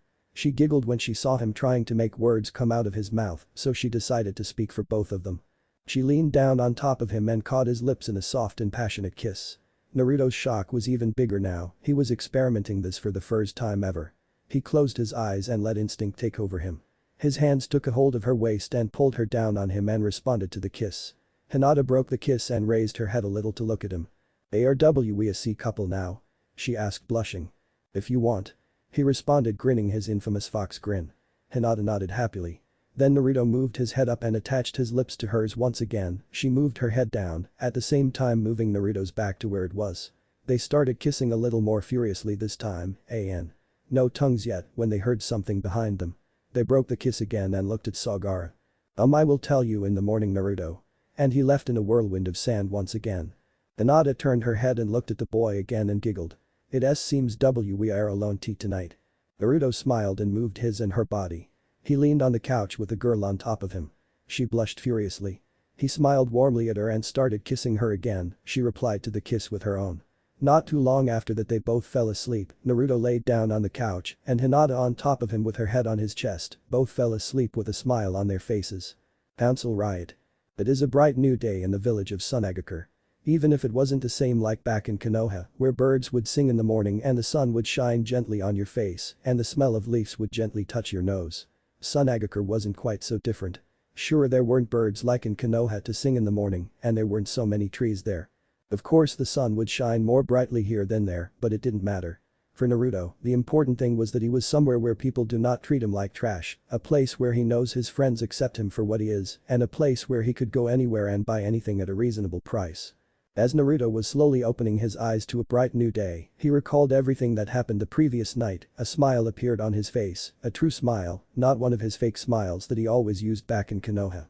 For the first time he was feeling happy. Looking down at the girl that was sleeping soundly on his chest he sighed inwardly. Man, people were right when they told me I am dense. Yeah, but now you have a really cute vixen, I think that's the word, chuckled Kyuubi. Huh? Kyuubi? Where did you come from? Well, let's see, when my parents met a few decades ago they. No, you dumb fox. Where have you been? Yelled Naruto, shaking the bad images from his mind. Oh well, let's see, if you would have paid attention to what you pick up and not be stung by a dangerous scorpion I wouldn't have lost conscious and I would have been present faster, pesky humanoid. Oh yeah? Well, you're a dumb fox. Is that the best you got? Let me show you what I got. What do you mean? He asked and then regretted. What the hell? What are this images of Hinata-chan? What? You don't wonder how she looks naked? Kyuubi chuckled. Naruto shook the images from his head. Bakairo Kitsune, get lost. Hey, is that the way you treat the one that kept you alive all this years, human? Yelled Kyuubi, that was fuming from the boy's attitude. Yeah, this is the way I treat you for showing me images that I am not interested right now. I am not a pervert. Sure you're not. Kyuubi started showing then images of Naruto and Hinata doing stuff together. Damn it. Why do I always end up with perverts? He yelled, shaking the images again. Get lost, hero Kyuubi. He could hear Kyuubi laughing in his mind and then slowly the laughter stopped and he couldn't feel Kyuubi's presence anymore, he thought he left asleep or something. Naruto thought about all his senseis. Every last one of them was a pervert, well at least everyone except for Iruka, but Ibisu was the first pervert he met and he liked to call him a closet pervert. After Ibisu there was Kakashi sensei, always reading that book written by the biggest perverts of them all, none other than Jiraiya. Why do I get stuck with perverts? Hey kid, can you start reading that orange book your senseis always had? Asked Kyuubi with a chibi voice. What the hell? No way, pervert. Yelled Naruto. Oh come on kid, I want to read something. Pleaded Kyuubi, his eyes widened. Then, what are you doing? No. Naruto was showing Kyuubi images of him, Naruto, burning the orange books, every volume in the Icha Icha series. Please no. Go back to sleep and never ask me anything like that again. Fine, you might have won the battle, but you haven't won the war. Yelled Kyuubi and started retreating back to his sleeping corner. Naruto sighed, he looked down again at the girl and started passing his hand through her hair. She has soft hair. He thought. He wanted to get up, but he didn't want to wake up Hinata. He sighed and decided to wait for her to wake up, he smiled as he felt her hair in his hand, through his fingers. He kissed her head softly and started thinking. I wonder when I developed feelings for Hinata. He thought. Well, maybe it started during the Chunin exams, offered Kyuubi a response. The Chunin exams, then flashbacks from the exams started passing his mind, how she offered to give her paper for him to copy the answers, how she smiled, and how she talked with him. He remembered his fight with Orochimaru in the Forest of Death, how Sasuke got the curse seal, and then he remembered the preliminaries. He remembered how determined Hinata was when fighting Neji. She wanted to show everyone she is strong, but looking carefully at the memory, he realized that she was fighting more to show him that she is strong. Indeed, without him knowing at that moment, his feelings for her started. He remembered the talk he and her had before the last stage in the Chunin exams, before he fought Neji. He smiled again at the memory, indeed that was the moment he started to develop feelings for her, but without even knowing. He mentally slapped himself for how dense he was. He felt Hinata move, looking down he saw she was slowly opening her eyes, he took his hand away. Sorry Hinata-chan, I didn't want to wake you up. He apologized. It's alright Naruto-kun. This is the time you usually wake up. She responded, getting of Naruto. I think will take a shower. Naruto nodded and she went to wash. He went in the kitchen and looked for ramen. He opened every drawer, but he couldn't find anything. Sighing, he did the next best thing, he would have to cook, something he hasn't done in a lot of time. He found eggs and bacon and started preparing breakfast for him and Hinata. In the meantime, Hinata finished washing and was still blushing, she still didn't believe she managed to do what she did last night. She looked in the mirror and decided that now if she managed to do what she did now, she will have to make herself stop blushing all the time and stop stuttering. She smiled and exited the bathroom and headed towards the kitchen. What she saw, she was amazed. Naruto was standing there smiling and there were 2 plates on the table with bacon and eggs and a vase with a flower in it. She blushed and he motioned for her to sit down, she took a seat and so did Naruto in front of her. They started eating and talking about what they'd done in the past, about their missions with their teams, but here Hinata used to say more than Naruto, as he didn't want to actually remember the missions, because those were the times when he was happy to be part of a team and he didn't quite want to remember. After they were done eating, Naruto took care of the dishes, no matter how much Hinata complained, and after that was done, he took her hand and left the house heading for Gaara's. When they arrived, Naruto wanted to knock. "Not best because I'm here," said Gaara from behind them. "Oh hey Gaara, how are you?" asked Naruto turning around with Hinata. The red-haired boy nodded. "So, Gaara, what did why you want to tell you us last night?" asked Hinata, congratulating herself for not stuttering that much. "I talked to the elders about that, Naruto, and they agreed. We need to go and visit them now so you can start." Gaara started walking away without waiting a response. Naruto and Hinata followed him. Konoha. Everything was quiet in Konoha today. After many raids yesterday, there were many arrests, a lot of people paid a great deal of money, the charges. Taking action without approval, starting parties in times when they needed to be aware, and for throwing away the most powerful ninja Leaf had. Tsunade and the Rookie 9, including Team Guy, agreed that Naruto was a valuable asset, a more important ninja than Sasuke. Tsunade regretted to ever form the rescue party. They took one step forward but two steps back. This was not good in her opinion. But if that wasn't enough, now she was in the council room, everyone was yelling at each other. "I say we mark him missing nin," yelled a Hyuga. "I say not," yelled a Yamanaka. "You shut up, Yamanaka, we got rid of the demon, it is time we mark him as kill of sight," yelled another Hyuga. "Hey. He is not a demon, Hyuga bastard," yelled the Nara Shikaku, Shikamaru's father. "What, the lazy Nara is finally trying to do something?" asked sarcastically the Haruno head. "I agree with the Hyugas, he must be put down." "Go and die, Haruno," yelled the Akamichi head. "He is a hero to the village, you are all to blame for this." "Shut up, Akamichi, this is not your domain," yelled the Haruno. "Oh yes it is when it comes to heroes of the hidden village. Uzumaki Naruto saved a village more than once, you idiots. He is a hero and needs to be treated with respect," yelled the Yamanaka head. "Then why did he leave?" "Who?" asked Hiashi. "Because idiots like you threw him out of the village," responded the Yamanaka, fuming. To say that Tsunade was having a headache was an understatement. She thought her head would explode any moment. She was happy to see so many clans respecting Naruto, but still it was too much for her to take. They were all acting like little kids. They all lost their senses regarding this problem. Last night the Yamanaka and Nara clan were about to go on a rampage and break the Hyuga doors and start beating everyone. They didn't agree with what happened to the blonde ninja. "Abiram, what do you say to this?" "We are right that he needs to be marked missing nin, right?" asked a Hyuga elder. The Abiram head raised an eyebrow. "Well?" asked a Hyuga, getting impatient. The Abiram head looked around with no expression. Then he looked at the Hyuga. "If you ask me, he is a hero and not a missing nin," he stated, calmed. "What? Are you insane, Abiram?" yelled the Inuzuka head. "You're insane, Inuzuka. The Uzumaki boy saved us from Kyuubi," yelled the Nara head. "Shut up, lazy bum. He is the Kyuubi reincarnated." "Kyuubi my ass," yelled the Akamichi. "Naruto is just a normal boy." "Well, Akamichi, he is normal, but not normal," stated the Nara head. "He is a Jinchuriki." "A demon," yelled the Haruno. "Shut the hell up, Haruno," yelled the Nara head. "I said he is a Jinchuriki, not a demon. The Jinchuriki is the one that keeps Kyuubi locked away, call him a jailer if you desire. But he is not the demon himself." "And what are your proofs?" asked Hiashi. "My proofs are the Chunin exams." "Ha! That was the first time he used Kyuubi, he can very well be under his control now," yelled Hiashi, smirking. "Then that means that the Hyugas are getting blind," stated the Yamanaka, smiling at her remark. "You bitch, take that back. Demon lovers," yelled a Hyuga elder. "Go and jump off the Hokage monument," yelled the Akamichi. "You go jump and make a crater at the same time," yelled the Inuzuka head. "I am sure that every Hokage is twitching and rolling in their graves right now because of idiots like you," yelled the Nara head. "Shut up and don't bring the Hokages into this," yelled Haruno. "I say we all calm down," said Abiram in a neutral and low voice.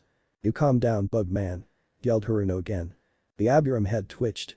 "Haruno, please calm down," he stated calmly and with a low voice.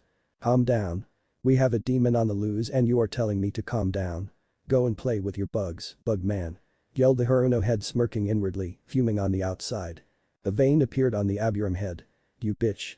Go and die along with your pathetic daughter," he yelled finally. Everyone was taken back at this, even the Hokage. "What did you say?" "You heard me. Go and die. And you are such an idiot that I need to keep my bugs away to be sure it's not contagious." All those that were supporting Naruto snickered at the remark. The Yamanaka head and the Hokage were almost ready to laugh. "You dirty ass," yelled the Haruno again. "All you Harunos can do is yell and insult," stated the Abiram. "Had a Kakashi stand up," he said, ignoring the fact that the Hokage was supposed to say who to stand up and who to give answers. She nodded at the Jounin and he complied. Tsunade didn't want to take part in this yet, everything was going good for now. "What do we need this Jounin for?" asked Hiashi. He was expecting for Abiram to respond, but it wasn't him. "Had a Kakashi, is it true that the pink Kenyachi known as Sakura Haruno treated Uzumaki Naruto poorly?" asked the Nara head. "Yes it is," he responded. "Please tell us the most important things," said the Nara head. "Well, it started after they graduated as a team under my wing. Uzumaki Naruto wanted to treat his teammates with lunch and she yelled at him and ignored him." "Serves him right," yelled the Haruno. "What if he wanted to poison my daughter and the Uchiha boy?" "Shut up Haruno, we are not talking about the traitor," yelled the Yamanaka.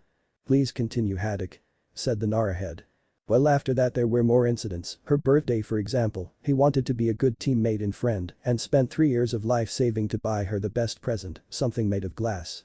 She punched him because he invited her and her friends to eat in the stomach and after she left, he started picking up a glass and taking it out of his chest and tried to repair it for 5 hours standing in the same place, but when he couldn't he left and the next day he was unconscious all day due to blood loss."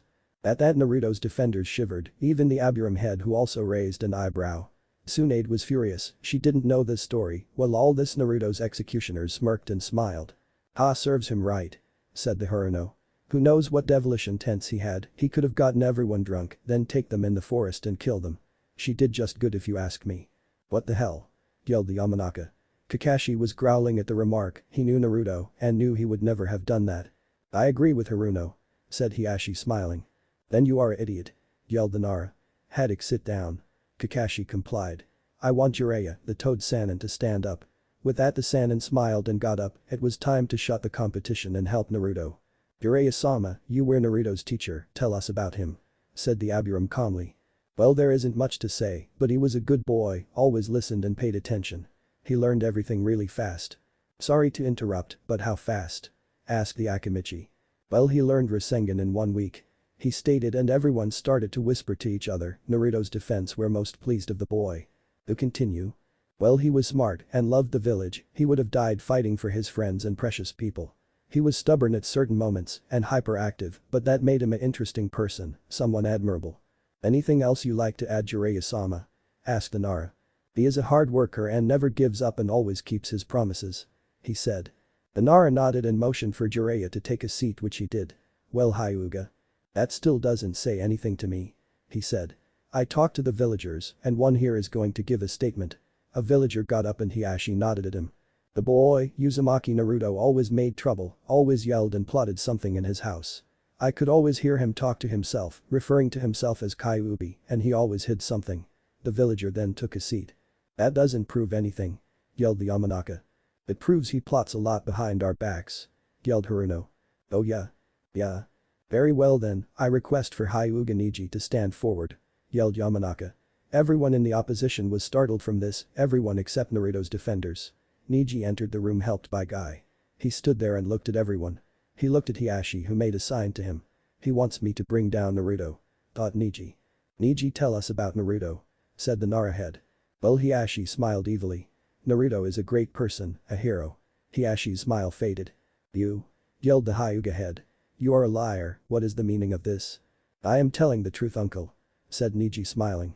Hiashi was boiling, he did the cage bird seal hand signs towards Niji to activate the seal.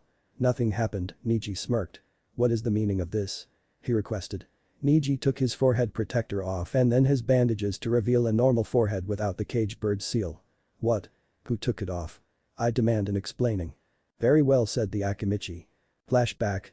The heads of the Yamanaka, Akimichi, Abiram and Nara entered Niji's room, followed by Kakashi behind. Niji looked at them wanting to know what they wanted. "Hyuga Niji, we want to know your opinion on Naruto," said the Nara. "Why?" asked Niji, not wanting to bring Naruto down because of a mistake. "We are Naruto's defenders, the elders and council want to put him under the missing nin rank and we want to stop this," said the Abiram calmly. "Yes, Niji," confirmed Kakashi. "Well, Naruto is someone that helped me see where I was wrong and what I did wrong. He in my eyes is a great person and someone that you can rely on even though he has the Kyuubi inside of him. The village's point of view about him is wrong and the way they treated him is even more wrongly." He is a hero for keeping us safe all those years. Responded Niji, and the clan head smiled warmly, even the Abiram. Niji, we have an offer for you. Niji's ears shot up, he was listening carefully. Kakashi here. Said the Yamanaka has a gift from Naruto. Kakashi handed a piece of paper to Niji, who started reading. Niji. This is a goodbye gift, I knew someday this will happen, I will be kicked out, so I left you this gift. After our fight I wondered if there is a way to take the caged bird seal of, and I found it. The scroll has the technique which is quite easy, making that technique the caged seal will be removed from you. This is my gift towards you. Uzumaki Naruto. Niji looked in disbelief at the scroll in Kakashi's hands. The silver-haired Jounin handed him the scroll, and Niji read it fully and then looked at the heads with his mouth wide open. They smiled at him. We will remove the seal and you will receive protection if you help us clear Naruto's name so he doesn't become a missing nin. Said the Akimichi. Niji smiled and nodded. Then flashback. Hiashi was dumbfounded and speechless. The demon boy found a way to erase the seal. He started burning of anger. Niji, from this day forward you are no longer a Hyuga, you are not allowed in the Hyuga estate anymore. Niji smirked. Whatever, I'm happy to be out of that hellhole. The Nara head smiled. Niji, please continue. Niji nodded. As I was saying, during my fight with him, he showed me what life truly is and that I can change my destiny, I can manipulate fate. He showed me the true way I should follow, he is a kind and warm person who would die to protect his friends. He would do anything for us and even for the village, The council and elders know he knows about Kyuubi. During the rescue mission he showed devotion and intelligence. He helped us in the best way he could and would have never stopped until he would have brought back one of his missing friends, even though he was a traitor. Somehow Naruto knew that Sasuke was actually calling for help and he was glad to respond to that. I am sure that Naruto saw in his soul that Orochimaru was controlling Sasuke. My conclusion to all of this is that Naruto is a hero of the leaf and a remarkable ninja. He is not a demon as you all see him. Thank you Niji, you may sit down. Niji smiled a genuine smile and sat down near Kakashi, who patted him on the back. Well, do you need any more proof he is not a demon? Asked the Abiram head. Yes. Yelled Haruno. During the Chunin preliminaries he hurt my poor boy really bad and his pet. Stated the Inuzuka. I would have him state this, but he is in hospital right now. She said again. He told me that his eyes resembled Kyuubi and he was throwing threats at him that he would kill his family and eat him alive, but not before he would torture him in the most gruesome way. That bitch. Yelled Niji and Kakashi in their minds. Naruto didn't say that, he never even used the Kyuubi's power, he only used it in my Niji's fight. What a liar, I am sure Kiba didn't say that. See? A demon to the bone. Yelled a Hyuga. Yes, and if that is not enough he took Hyuga Hinata, my precious daughter, prisoner. Who knows what he is doing to her at this moment? Said Hiashi, grinning inwardly. Niji jumped up. I object. He yelled and everyone looked at him. You dare call yourself a father, you piece of scum? You treated Hinata more than poorly, you don't even deserve to call her your daughter. Yelled Niji, fuming, and Naruto's defense nodded in agreement. Is that so? Then let's see what her sister says. Hanabi. Yelled Hiashi. Crap. Thought Niji, he knew Hanabi hated her sister and wanted to make her feel bad. The young Hyuga girl entered the room and looked at her father. He smiled at her and she smiled back. When I was a few days ago at the gate assisting the events, after everyone left I saw Hinata was passing by and then a blonde ninja with an orange jumpsuit appeared and knocked her out. He looked at me and said, "Heh, you think you got the best of me? With Hinata as my prisoner I will be able to free him." That demon. Yelled Haruno. No one is safe from him, we need to mark his a missing nin and go after him. Yelled the Inuzuka. Oh, that is so much bullshit. Yelled Niji, that was again up on his feet. For starters, Hinata loves Naruto and she would have done anything for him. Naruto appreciates Hinata very much and he would do anything to protect her. I am sure Hinata followed him on her own free will. Hanabi smirked inwardly. She fell on her knees and started to cry. He took my sister, the one I love, and you say that he wouldn't. How would she love him? He stole her, who knows what he is doing to her. She collapsed on the ground crying loudly like a young year-old would do. Niji was fuming. Shut up. You are acting all of this, you always disrespected Hinata, you always made her feel bad, and you are only after the title of heir. Niji coughed once. How could you say that? I don't want the title, I want my sister back. She said, crying. Shut up.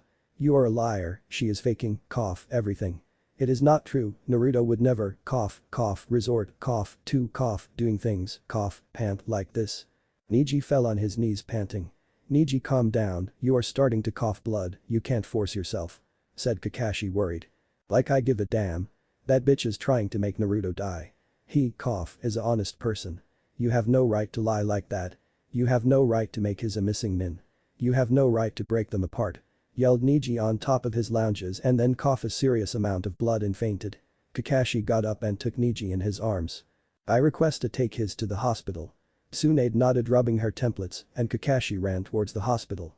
Hanabi smiled evilly at her victory and Hiashi was laughing inwardly. The girl is right, said the Inuzuka head. I agree with Inuzuka, he needs to be marked missing nin and killed, and if Hyuga Hinata deserted with him, she needs marked too, said Haruno. I agreed with both parts, said Hiashi. Hanabi leave. The girl got up and left the room. Once she was out, Hiashi continued. Hinata will also be marked missing nin and hunted down for deserting. What? No way, yelled the Nara. I agree with Nara, you scumbag, you lied, and your pathetic daughter as well. I can see why Hinata chose to leave and I congratulate her, said Yamanaka. And I have one more person for defense, said Akimichi. Oh, and who is that? Asked Hyuga. I call forth for Uchiha Sasuke, yelled the Nara head, An. You will see, this is my masterpiece. The doors opened and Uchiha Sasuke entered, followed by 4 ANBU. They stopped at the door and Sasuke went in the middle of the room. Ha! A traitor to defend another traitor? Asked Hiashi, laughing. Actually, a non-traitor, said Abiram. Sasuke, remove your shirt and turn around. Sasuke complied. Upon turning around they expected to see the curse seal, but it wasn't there. Wawa, where is the curse seal? Asked the Haruno. Jiraiya-sama, stand up and explain please, said the Nara. Jiraiya smiled and went near Sasuke. He put a hand on his shoulder and said. I am glad to say that Sasuke here had the seal removed. I found, thanks to Naruto, a way to remove it. Sasuke, if you may. The boy nodded and took a piece of paper out and started reading. Dear Sasuke, ever since Orochimaru gave you that seal I worked day and night studying to find a way to remove the seal. I am happy to say that I found a way, and the method to do it is on the scroll this paper is. Jiraiya took the scroll out and showed it to everyone. The scroll explains in detail everything on how to remove the seal. This is my goodbye gift to you, since you either will not be in the village when I am done with this, or I will no longer be alive or leave shinobi. Stay safe and don't rely on revenge. Yours truly, Uzumaki Naruto. Sasuke finished the last part with a tear in his left eye. He wiped it away and looked at the council. The Nara head was smiling. Please tell us what you remember after you got the curse seal. Well, started Sasuke. I don't remember anything after the fight with Gaara of the Sand. After that everything is a blur to me and I don't remember anything except waking up in the hospital without the seal and finding out that Naruto is not here anymore. At first I was afraid I killed him. And why is that? Asked the Akimichi. Well, I heard that we fought and I used Chidori on him and that I almost killed him. I never wanted to do that. Please explain, said the Yamanaka with a smile. Naruto to me is like a brother, even though I never said it. I respect him a lot. He showed that he can improve greatly. He showed me that people can change and people can receive second chances. Even though I was always in competition with him, it was a friendly one, never one dangerous. I feel very bad for what I did to him and for the way he was treated when he risked his life to save me. Very good, you may sit down. Sasuke and Jiraiya took a seat and started listening. Well, Hyuga. Mark the demon, yelled the Hyugas. What? Asked Abiram in disbelief. Every villager has stories with him trying to hurt them, everyone. A bunch of shinobi can't take on masses of people. I don't know with what he corrupted the minds of the shinobi, but he did, and everything is a lie, said the Inuzuka. Mark him missing nin and kill him, yelled Haruno. Okage-sama, called the Nara. What? Demanded Tsunade, who was fuming of what was happening. The defense was losing badly. Please tell us what you think of him. The Hokage got up and started talking. When I first met him I thought he was a brat, but he proved me wrong. He is a decent boy with a pure heart that risked everything to protect everyone. He saved me from Orochimaru and proved how strong he is. He saved us all from Kyuubi by keeping him inside him. An. Sasuke doesn't know, he is confused now. Naruto is the Yondame's son and he has proved it. He is not to be marked as a missing nin, said Tsunade, taking seat. I don't give a damn, he is the Yondame's son, yelled Hiashi. Old grudges, eh? Asked Nara. What would you know, you lazy ass? Oh, shut up, we know everything about what you did and how much you hate the Yondame. You even hate his son because your daughter is in love with him, because she left with him, because she wants to be with him, yelled Nara, losing his nerves. Everyone quiet, yelled an elder. We submit to vote, is Uzumaki Naruto and Hyuga Hinata missing nins or not? Even we elder and the Hokage will vote. A lot of thoughts passed through everyone's minds after that. Damn it, now we will surely lose, thought the Nara. You will die now, Uzumaki, thought Hiashi. About time we decide he dies, thought Haruno. I will teach him to mess with my son, thought the Inuzuka. This is not good, I am sorry Naruto. We failed. Thought Abiram. I knew that idiots are in charge here. Thought Yamanaka. I don't know how I will break this to Chouji. Thought the Akimichi.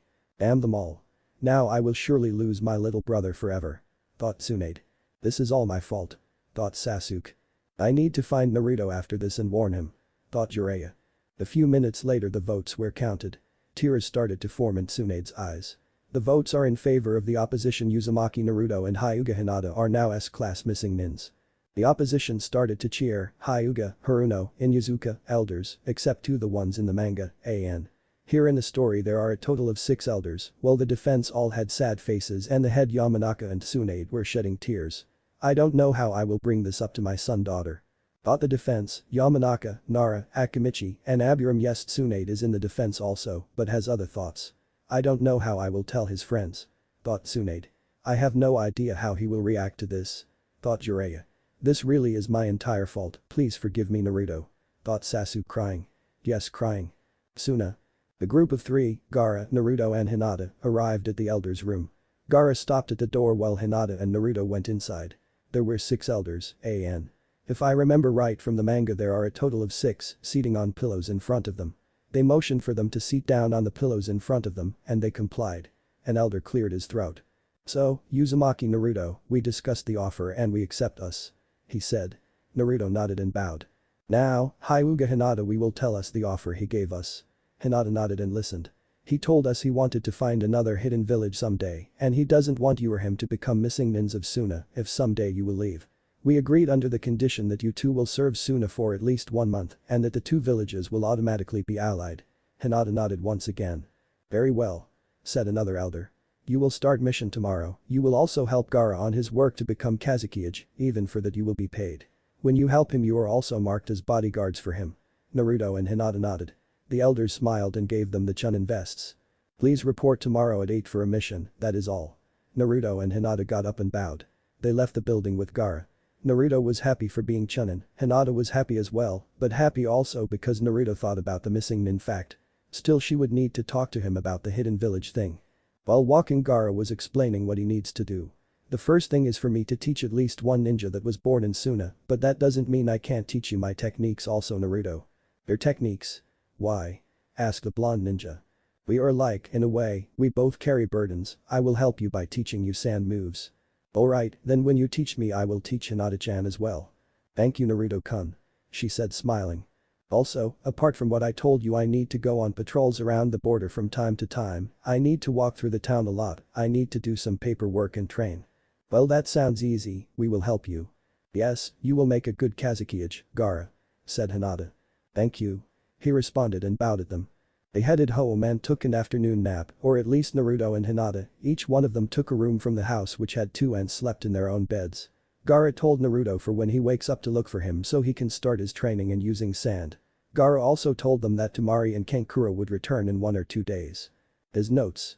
It was about 10 in the night, Naruto was standing on the training field where Gaara usually was. Tsunade's training fields were very different from the ones back in Konoha, there was no grass on the land, just sand, sand and sand again, as much as the eye can see, there were no trees and there were no ponds also, it looked a little dull in Naruto's opinion. The only thing that made the training field a bit interesting was the fact that there were weapon racks, usually from what he had seen between the numbers of 3 and 4 for each field. These racks had all sort of weapons, starting from the basic kunai up to the huge hammers, maces and so on. Also there were several rocks from here and there and some training dummies. Now, Gaara's personal training field looked very interesting, unlike the other here Naruto saw that most of the rocks were transformed, it seemed like the red-haired Jinchuriki had been trying to shape the rocks by his desire, the dummies were completely covered in sand and what seemed some kind of spikes made out of sand. The only thing that wasn't touched were the weapon racks, every weapon was there, it seemed like Gaara wasn't quite the weapon user. A few minutes later Gaara appeared in a whirlwind of sand in front of Naruto. The blonde boy screamed and jumped back. Damn it. Did you really have to do that? He asked sweating. Gaara just looked at him and motioned to Naruto to go in the middle of the field, the blonde boy complied. He moved where the future Kazekage told him and upon reaching he looked back at Gaara that was just standing in the same spot motionless.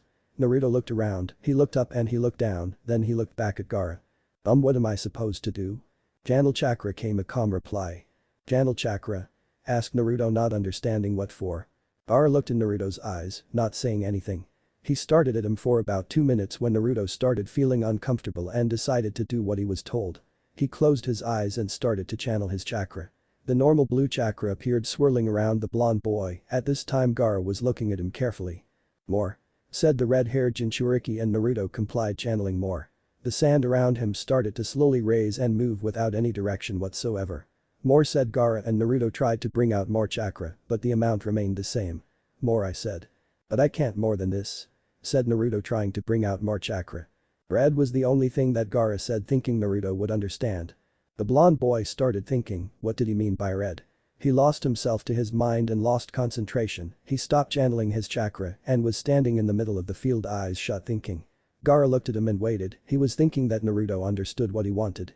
He waited and waited and waited till he lost his patience. "What are you doing?" asked a red-haired boy. I don't understand what you mean by red," said Naruto, scratching the back of his head. Gaara shook his head. "I want you to channel Kyuubi's chakra, Naruto." "Oh," responded Naruto, laughing nervously. He started channeling his chakra again, and then when he reached the limit, he started asking for the fox's chakra, but it didn't come. He tried again, nothing happened. "Hey fox, a little chakra would be nice, you know." "And why would I do that? Go back to your training or whatever you were doing and let me sleep," came a tired answer. "Hey. Don't you dare sleep when I need your chakra." "What the hell am I? Chakra shop? Do I have a sign that says come and take all the chakra you want whenever you want?" yelled Kyuubi. Naruto's sweat dropped. "Just give me chakra, alright?" "No." "Naruto, what are you doing?" asked Gaara, that was looking impatient. Well, you see," started Naruto, laughing nervously and scratching the back of his head. Gaara started taping his foot. Kyuubi doesn't want to give me chakra." "I don't care, you do what I told you or else I will beat you so hard that you won't even be able to go to the toilet for the next week," said Gaara coldly. Naruto shivered at the tough. "Okay Kyuubi, give me your chakra. Give me one good reason why I should." "Well, I hope you enjoy the smells if I won't be able to go to the bath for the next week." "What the hell? Oh hell no. Here you go kid, but just don't pollute my mind with things like that," said Kyuubi, and his chakra started pouring out of the blonde boy. Naruto was channeling the demon's chakra until Gaara told him to stop. Naruto did as he was told and waited for Gaara to give him the next instructions on his training. "Good, do the following hand sings and channel chakra in the sand around you," said Gaara, and Naruto nodded. "Dog, horse, monkey, rat." Naruto complied and did the signs he was instructed and focused on the sand around him. When he finished the last hand sign, he looked around him, nothing had happened. Gaara, that was watching the entire time, didn't see the sand even move. "Nothing happened, Gaara, what should have happened?" asked Naruto. "Since you do not have a sand demon inside of you, I had to find a way for you to call the sand to make it respond." Naruto understood. He did the hand sings again, but still nothing happened. He did it again and again, but the result was the same every time. It started to piss him off. "Try channeling chakra in the sand around you," suggested Gaara after some thought. Naruto nodded and did the hand signs and started channeling chakra around his feet. He made the chakra enter the sand around him, and Gaara saw the sand starting to slowly rise. "Think of the sand moving around you, from your feet to your head," said Gaara. Naruto started thinking about the sand to move around him. He opened his eyes and looked around, still thinking at the sand. Gaara nodded in achievement. There wasn't very much sand circling Naruto, but there was a little, and that in Gaara's opinion was a good thing. "Hey Gaara, I did it," yelled Naruto, and Gaara only nodded. "You did, but it's not perfect, you need to be able to control more than that." "Yeah, I know, but still I did it." Naruto started jumping up and down. He stopped thinking about the sand and it dropped back on the ground. Gaara shrugged and started walking away. "Meet me tomorrow here at noon," he said before disappearing. Naruto smiled and he also started heading back to his new house to get some rest. Even tough, he doubted that he would be able to get some rest, he was too happy. "Just a lucky shot, brat, it was weak," said Kyuubi sleepily. "And what do you care?" HMPH. Konoha, Nara Estate. Nara Shikamaru was lying on the ground in front of his house gazing at the sky. The recent events in Konoha had made him ponder even more about Naruto. He didn't know the boy very much, been with him on just a couple of missions, but he wasn't bad in any way. He always tried to help everyone and always seemed happy. But there had to be something else behind all that happiness. There must have been something else to why he always worked hard, why he pulled pranks, but most importantly there must have been something as to why the villagers hated him. Numerous questions bothered Shikamaru, there were too many, and it seemed like he couldn't get an answer for any of them. But even though all that, Naruto was a good person, a fellow ninja, a friend, he didn't deserve to be treated like that. He was a valuable asset to Konoha, he was more important than Sasuke, his strength, stamina and determination made him unique and interesting in all ways. Shikamaru's thoughts were broken by a light behind him. He looked and saw his father Shikaku standing behind him. "You know, the council had a meeting today," said Shikaku taking a seat on the ground near his son. "And what did you guys discuss about?" asked Shikamaru. "About Naruto Uzumaki and Hinata Hyuga, if they should be marked missing nins or not." Shikamaru pondered for a second. He then raised his head and looked in his father's eyes. "And you guys had to put it to vote." Shikaku nodded. "Which means that Naruto and Hinata are missing nins once again." Shikaku nodded. "But tell me, when did Hinata leave?" "Wait a second." Shikamaru started thinking, he didn't see Hinata ever since they left on the mission to rescue Sasuke. She didn't even visit Niji, he knows that she loves Naruto, but still she would have visited her cousin. If she didn't it means that she left right after Naruto did. "Well anyway, right now I have come with an idea, but I want to know what you think of it," said Shikaku breaking his son's thoughts once again. "And that is? This village is full of idiots, the elders are a bunch of idiots except for two, the Hyugas think they rule everyone around here and are a bunch of stuck-up snobs." He paused, "and well, I was thinking about leaving this place." Shikamaru's eyes widened. "You mean leave Konoha?" His father nodded. "And where would you plan on taking the clan?" "We could find Naruto and help him." Shikamaru gave a thought to that, he made a list of good things to leave and bad things, but in the end the result was the same. "You know, I don't agree with leaving, sure this place is starting to fall apart, but we can't just leave, we would just be an easy target for enemy ninjas, not to mention Orochimaru and the Sound." Shikaku nodded at his son's words. "I was thinking the same thing, but I wanted to know if you were too, but tell me, would you leave Konoha?" Shikamaru thought about it, there would have been a possibility, but still no. He said only if it was really necessary. He added. His father smiled and went back in the house. "Hokage-sama wants to see your team tomorrow at 10. Shikamaru nodded and lay on his back looking at the sky again and thinking. Konoha, Yamanaka house.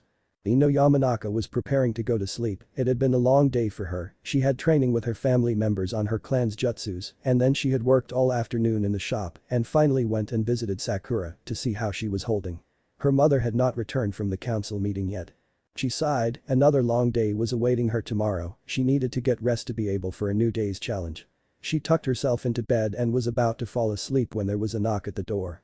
"Enter," she said, and her mother Akane Yamanaka entered the room, An. Her father's name is Inoichi. "Am I disturbing?" her mother asked. Ino shook her head no. "How was the meeting?" "It didn't go too well," she said with a grim voice. "What happened? What did you discuss about?" "We talked about Uzumaki Naruto." Ino perked her ears. "And Hyuga Hinata." "Hinata? What did she do?" asked Ino. "She left Konoha to follow Naruto," said Akane, and Ino raised an eyebrow. "You mean that Hinata is not in Konoha?" "No, didn't you see?" asked Akane. Ino realized she didn't quite pay attention to everything around her and didn't notice that indeed Hinata was absent all the time.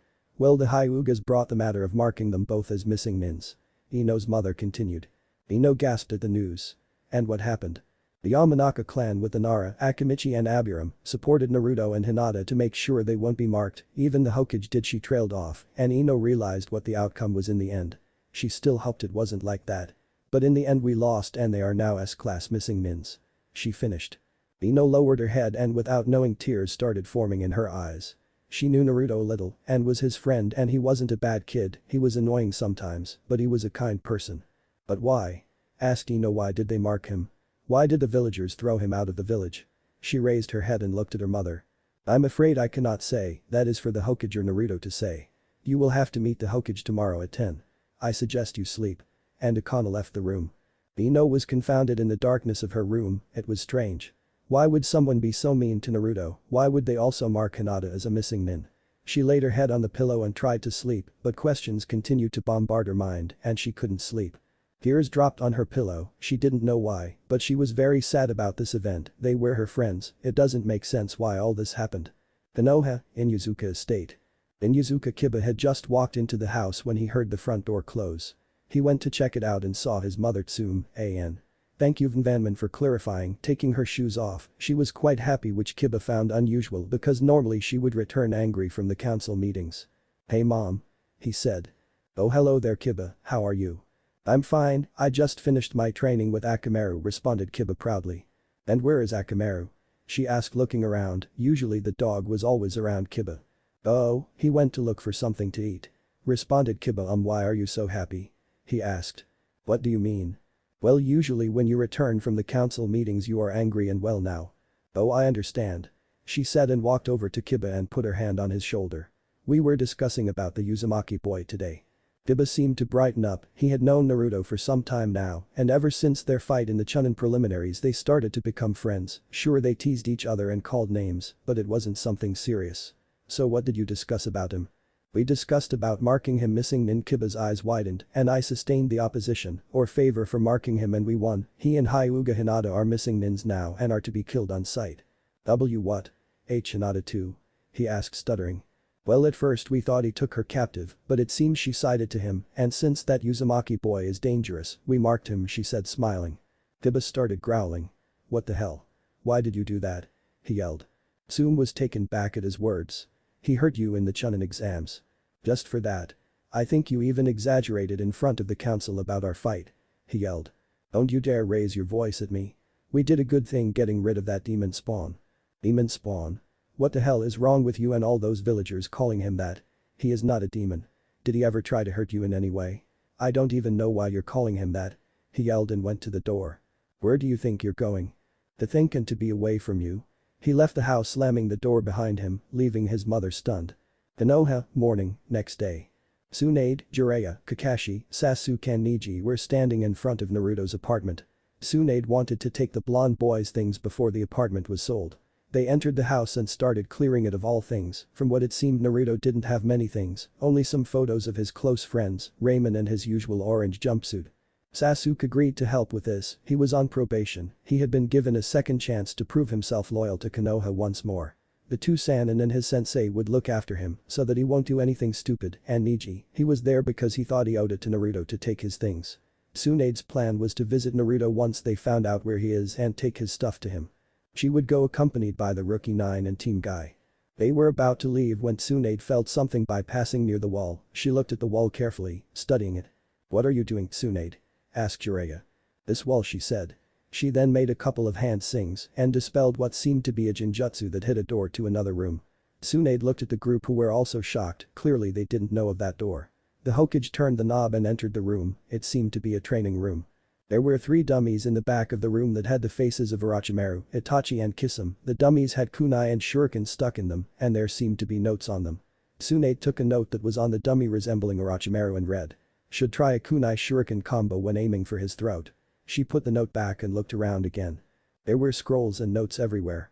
There was a table in the room, and on the table, what seemed to be 3 files and several papers near those files. Tsunade carefully examined the files, and her eyes grew wide. Where did he? How could he? She asked. What happened, Hokage-sama? Asked Kakashi. These files are the same ones from my office, they have the backgrounds on Orochimaru, Itachi. And there is a file here about Kisame which I don't recall ever seeing it. Jiraiya took the file of Orochimaru in his hand. Seems like everything about him is here, what jutsus he uses, what taijutsu, his skills and attributes. And it seems like there are some notes here, and some jutsus are circled. Kakashi took a piece of paper. The title read Orochimaru, techniques. He started reading and was impressed with what was written there. Listen to this. He said. Orochimaru, S-class missing nin, the snake Sanin. From what I read from the files I managed to copy from Old Man's office, this bastard was caught experimenting on people seeking immortality. Like the file says, it seems that he needs new bodies from what I believe 3 to 3 years. Maybe this is why he said he had come for Sasuke. And if what is written in the file is true, that means that once he takes over his body, he will also have the Sharingan. What amazes me about this guy is the strange jutsus he's using. He is trying pretty much to resemble a snake, hence the fact that he is the snake Sanin. The most important jutsus, or at least the ones I saw them, are 8 or freakier grouse. The neck extending thing that he does when he bites his target, infusing it with the curse seal, is maybe the only way he can give someone a curse seal, but at the same time it's a very disgusting technique. Everyone sweat dropped. Another thing that I find disturbing is the tongue and how he can use it as a weapon.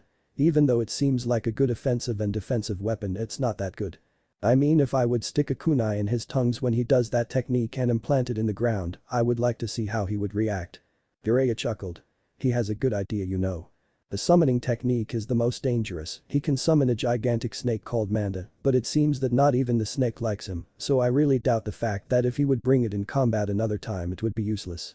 Now what is strange and needs to be noted as to be careful around is that sword grass cutter. I don't know how he has it in his throat or anything like that, but the poison on it is very dangerous. I wonder if there is anyone that could heal such a poison. But the important thing is that if he brings the sword out and you don't know how to defend against it, it would be best to go on long-ranged attacks, so to avoid the blade. Note. Study this guy further. Kakashi put the paper away and took another in his hands. This one is on Kisame. He stated. His personal notes? Asked Sasuke. Seems so, should I read it, Hokage-sama? Go ahead, Kakashi. Responded Tsunade. Kisame, one of the legendary swordsmen, S-class missing nin, member of the group called Akatsuki. In the file that I found one day on a mission there wasn't pretty much information on him, everything was torn out, the important thing that was there was that he was assigned a A-ranked mission before he disappeared, which I find it quite strange, either he abandoned the mission or something had happened on it. This guy is a water-based user, I haven't seen him use any jutsu, so I don't know what he is capable of. But from what I have read from Miro Sennin's notebook. That Gaki was looking in my book. Yelled Jiraiya. Tsunade hit the back of his head. Shut up and let Kakashi talk. And even thought that sounds strange, I found information on him there. Actually that notebook is all but a masquerade, he hides information through the words he writes in that book, really impressive. Jiraiya felt proud but still stupid for hiding them in porn writing. I'm going to kill him. Yelled Jiraiya only to receive another hit from the Hokage. The guy has a sword on his back called Sasamida, SPL. And it absorbs chakra and apparently it's connected to the user. It responds only to Kisame. This guy can be always found around Uchiha Itachi. Note. Watch out for him, research more. Kakashi put the paper away and took the one of Itachi. Sasuke jumped and grabbed the paper and started to read, but he didn't get to read much as Jiraiya took it from him. We all need to know what Gaki observed, not only you. He said and Sasuke just turned his head. So that is about Itachi? Asked Tsunade. Yes, said Jiraiya looking over the paper. What the hell? He yelled. What? Asked Neji. He looked through my notes to find info on him. Jiraiya, hand me the paper and shut up about the notebook or I will rip it to shreds. Said Tsunade. Jiraiya shivered and handed her the paper. Tsunade started reading. Uchiha Itachi, S-class missing nin. Itachi is a master in fire techniques and a master in Genjutsu due to that Sharingan. It reached a high level called Mangekyo, but I do not understand fully what it does. I think that it sends you to a world where hours there are measured in seconds here, and the damage inflicted on you there has repercussions in our time, but I need to research this further.